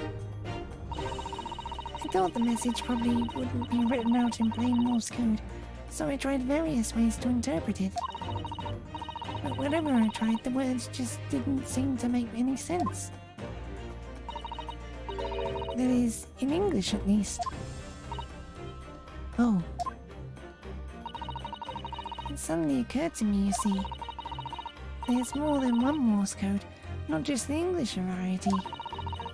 Various countries around the world have altered and added to Morse code to use it in their own languages. I don't believe it. Are you saying... That's right.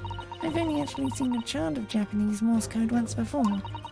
But I think it's based on the Iroha anagram, isn't it?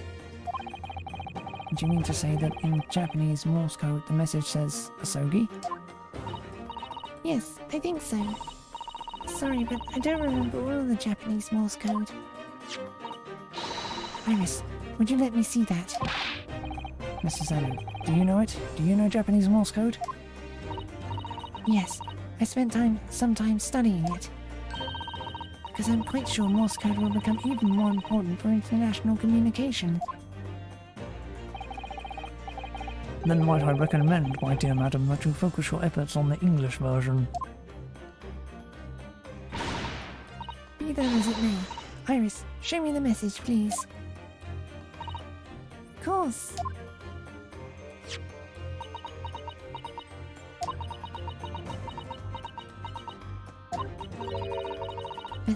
But what can this possibly mean? Whatever is in that long sequence of supposedly meaningless dots and dashes. It's made the color drain from Sasado-san's face.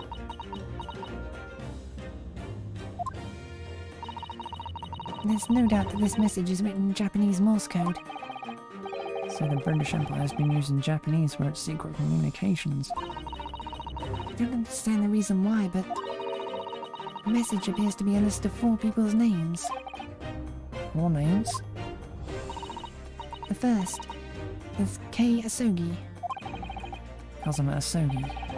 Why? Why was his name on that disc? The second is A Shin. Shin? I don't recognize that name. The third is T. Garegison. Gregson? It would seem Tobias Gregson is the 3rd man on the list. What's his name doing in a secret government communication as well? And the last name. What's the matter, Mr. Sado? It's just so strange. So unexpected. Oh, what is it, Susie? Don't keep us in suspense. The last name is J. Wilson. What? Wilson?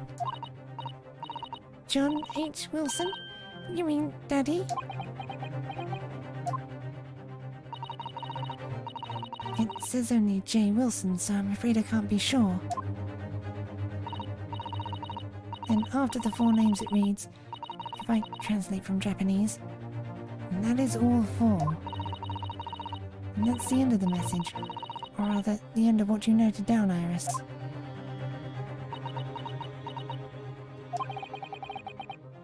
Just can't believe it. Who would ever have thought that those discs contain Japanese Morse code? Not to mention a strange list of disturbingly familiar names. It would appear that this particular message is a communication of some kind between Great Britain and the Empire of Japan. So, Daddy could be in Japan then, where Susie and Runa come from. Oh, well... No, it's not very likely really, is it?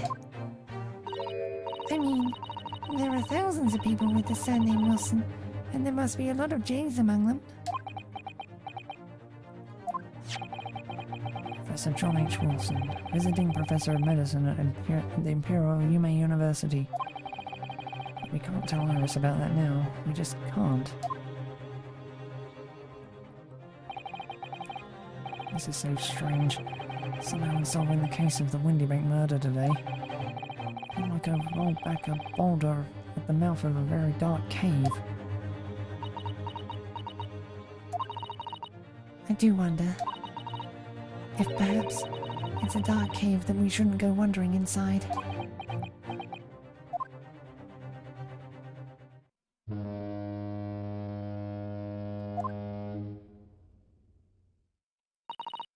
Oh dear, the ship is going to set sail soon. Yes, it seems so. I'll sail on that steamship, first to the port of Dunkirk in France. Then I'll change onto a larger passenger vessel bound for Japan. You're really going then, Susie? We wish you a safe passage, Miss Susato. Thank you so much. I wish all of you the very best. Mrs. Addo, I'd hoped to have you always at my side, to guide me and support me. Mr. Naruhodo. Please, come back soon. As far as I'm concerned, you really are the very best judicial assistant in the world.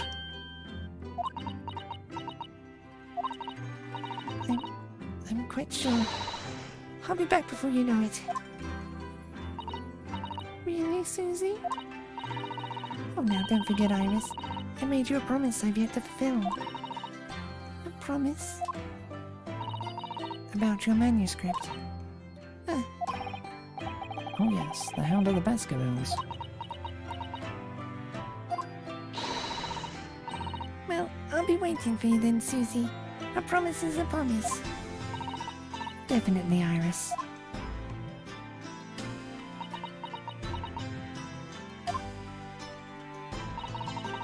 Mr. Naruhodo, Yes? do you remember the first time we met? Yes, of course. On the SS Briar, when I was dragged out from that wardrobe still half asleep. I remember rightly you threw me halfway across the cabin with a Cesaro takedown. You know very well I'm talking about after that. Strange, but being thrown together as we were in that case, I somehow felt straight away that you were the perfect person to continue Kazuma-sama's great legacy. Miss Susanoo.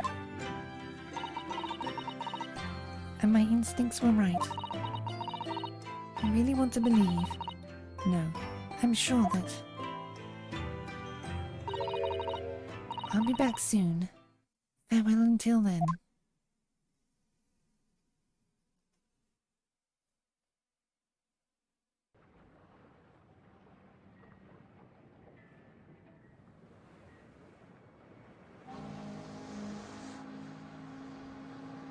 Somehow we seem to have come to the end of the adventures of Ryunosuke Naruhodo. Or the first volume, at least. Looking back now, it feels as though fate has led me on this journey.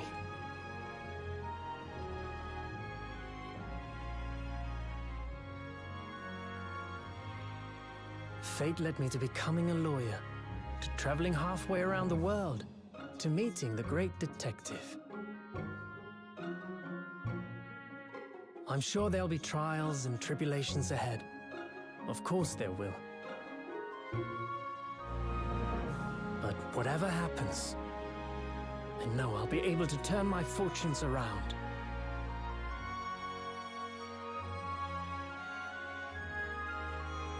After all, I have the greatest friends in the world on my side.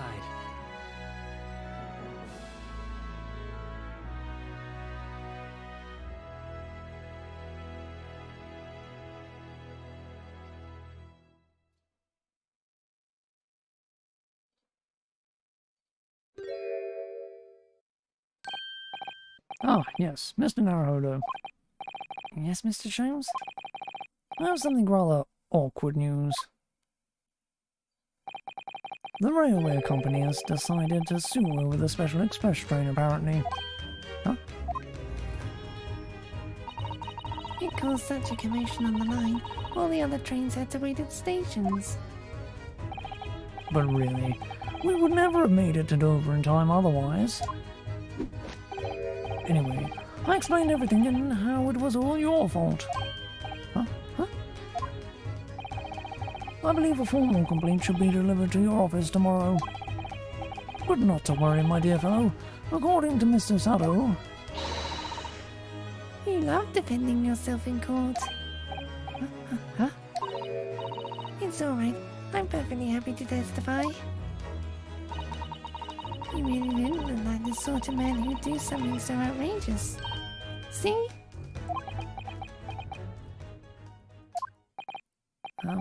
Mr. Sholmes? Yes? A word, if you don't mind. Why, certainly, any word you like. Bellow it out, my dear fellow. Oh yes, I love Runo's words. And I know just the one he'll use here. Then I really must say, Objection!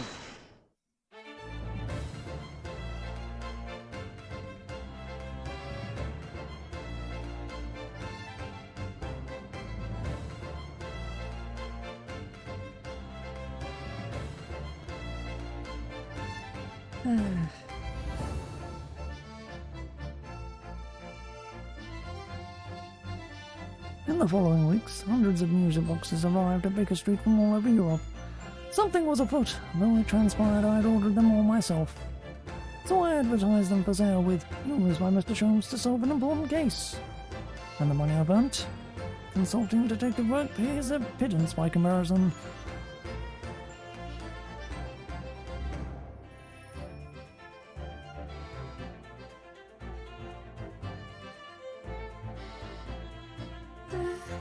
I haven't slept a wink. This manuscript is due tomorrow now. When I'm this busy, Hallie usually cooks me breakfast. Well, cooks is an overstatement, because I'm dry toast and insipid coffee. I do miss Susie and her lovely Japanese breakfasts.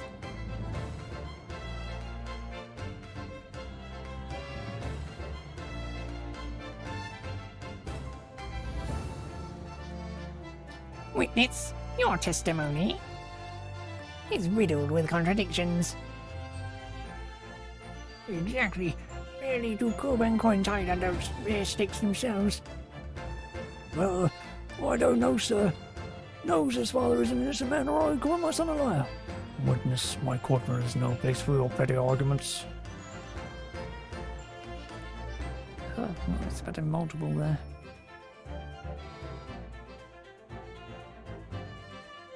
Having delivered the Russian dancer to the shore in Shanghai, I lay low on the steamship for a while. But last night, I apprehended an extremely suspicious Japanese national on board. I've done nothing wrong. All I did was give Wasagi offering refuge in space. A man brings some kittens on board and suddenly he's a hardened criminal. It's not fair.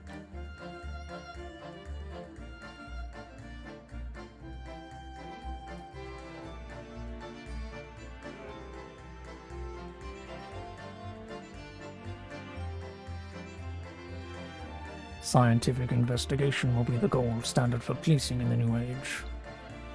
I dream of a world governed by the tenets of order and discipline, like a great clock, in fact, whose hundreds of parts mesh together in perfect union.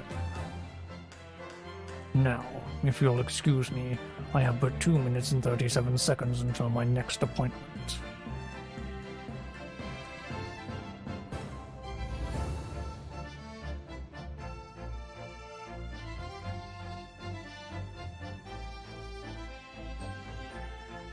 The late Rants magazine is out, and I'm in it again.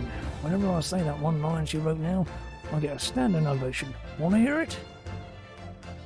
Not bad, I suppose, for an amateur.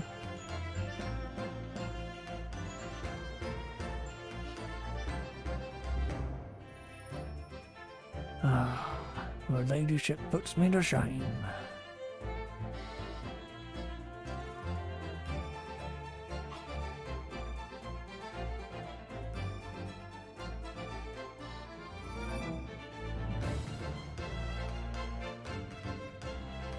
Been visiting the old girl on a daily basis, of course. Johnny, the old jailbird. Must say, battling with those bally stairs every day has done wonders for the dicky peg. Managing rather well with the housework too. Got this maid business taped up, I'd say. Hope the gossiping neighbour birds don't realise the man of the house is his own maid.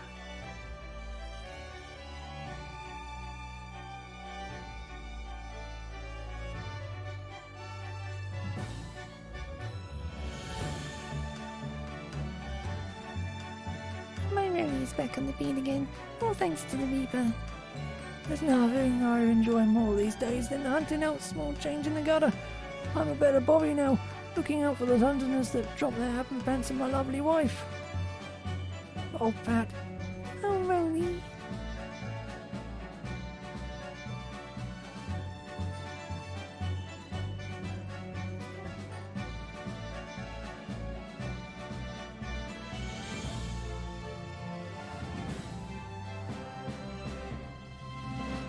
looks like I'm gonna be doing time for a bit now. But Iris comes every day for a natter, so I ain't too boring. She always going on about all them cases what Sholmes is looking into. Criminal investigations are kinda interesting when you get into them.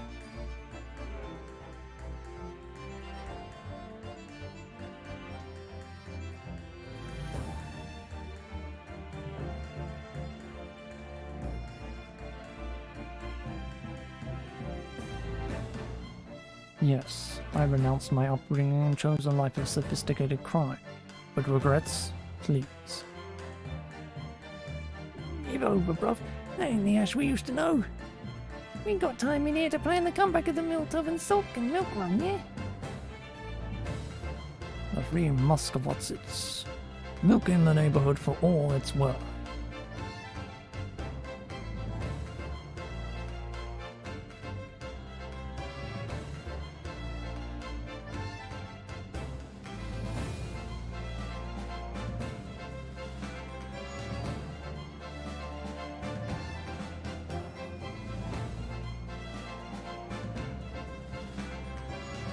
This past 6 months has been a time I shall remember forevermore. Painful goodbyes and wonderful encounters. Come to realize that's what life is all about. Naruhodo-san, I promise. Your assistant will return to you one day. But for now, I leave you with many memories and a heartfelt wish that life will treat you well.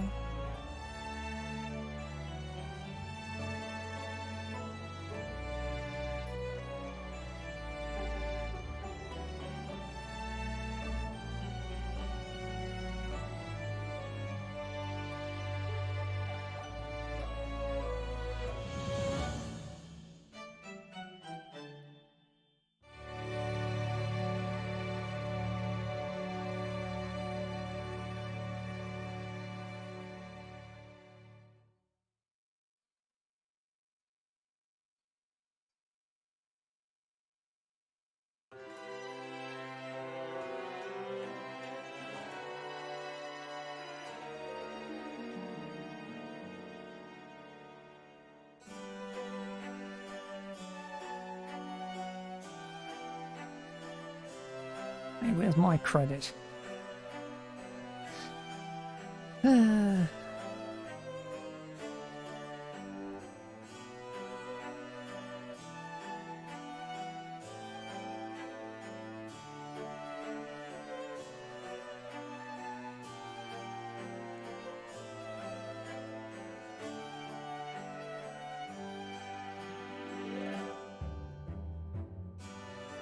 Never did get back to her, did we?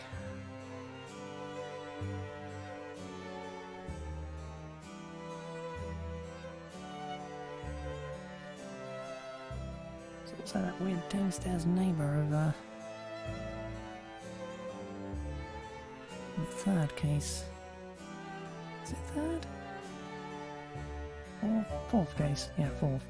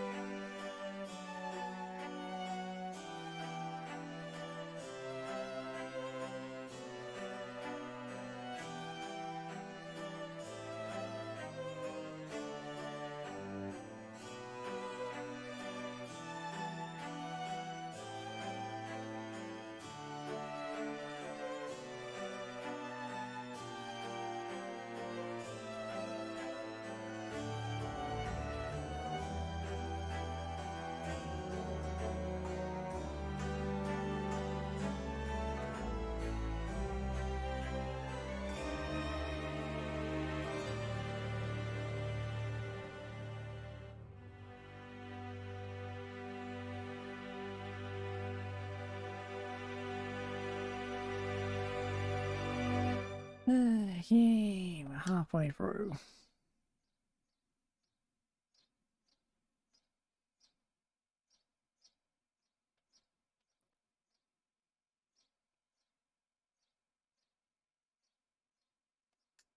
There's an entire another game in this one.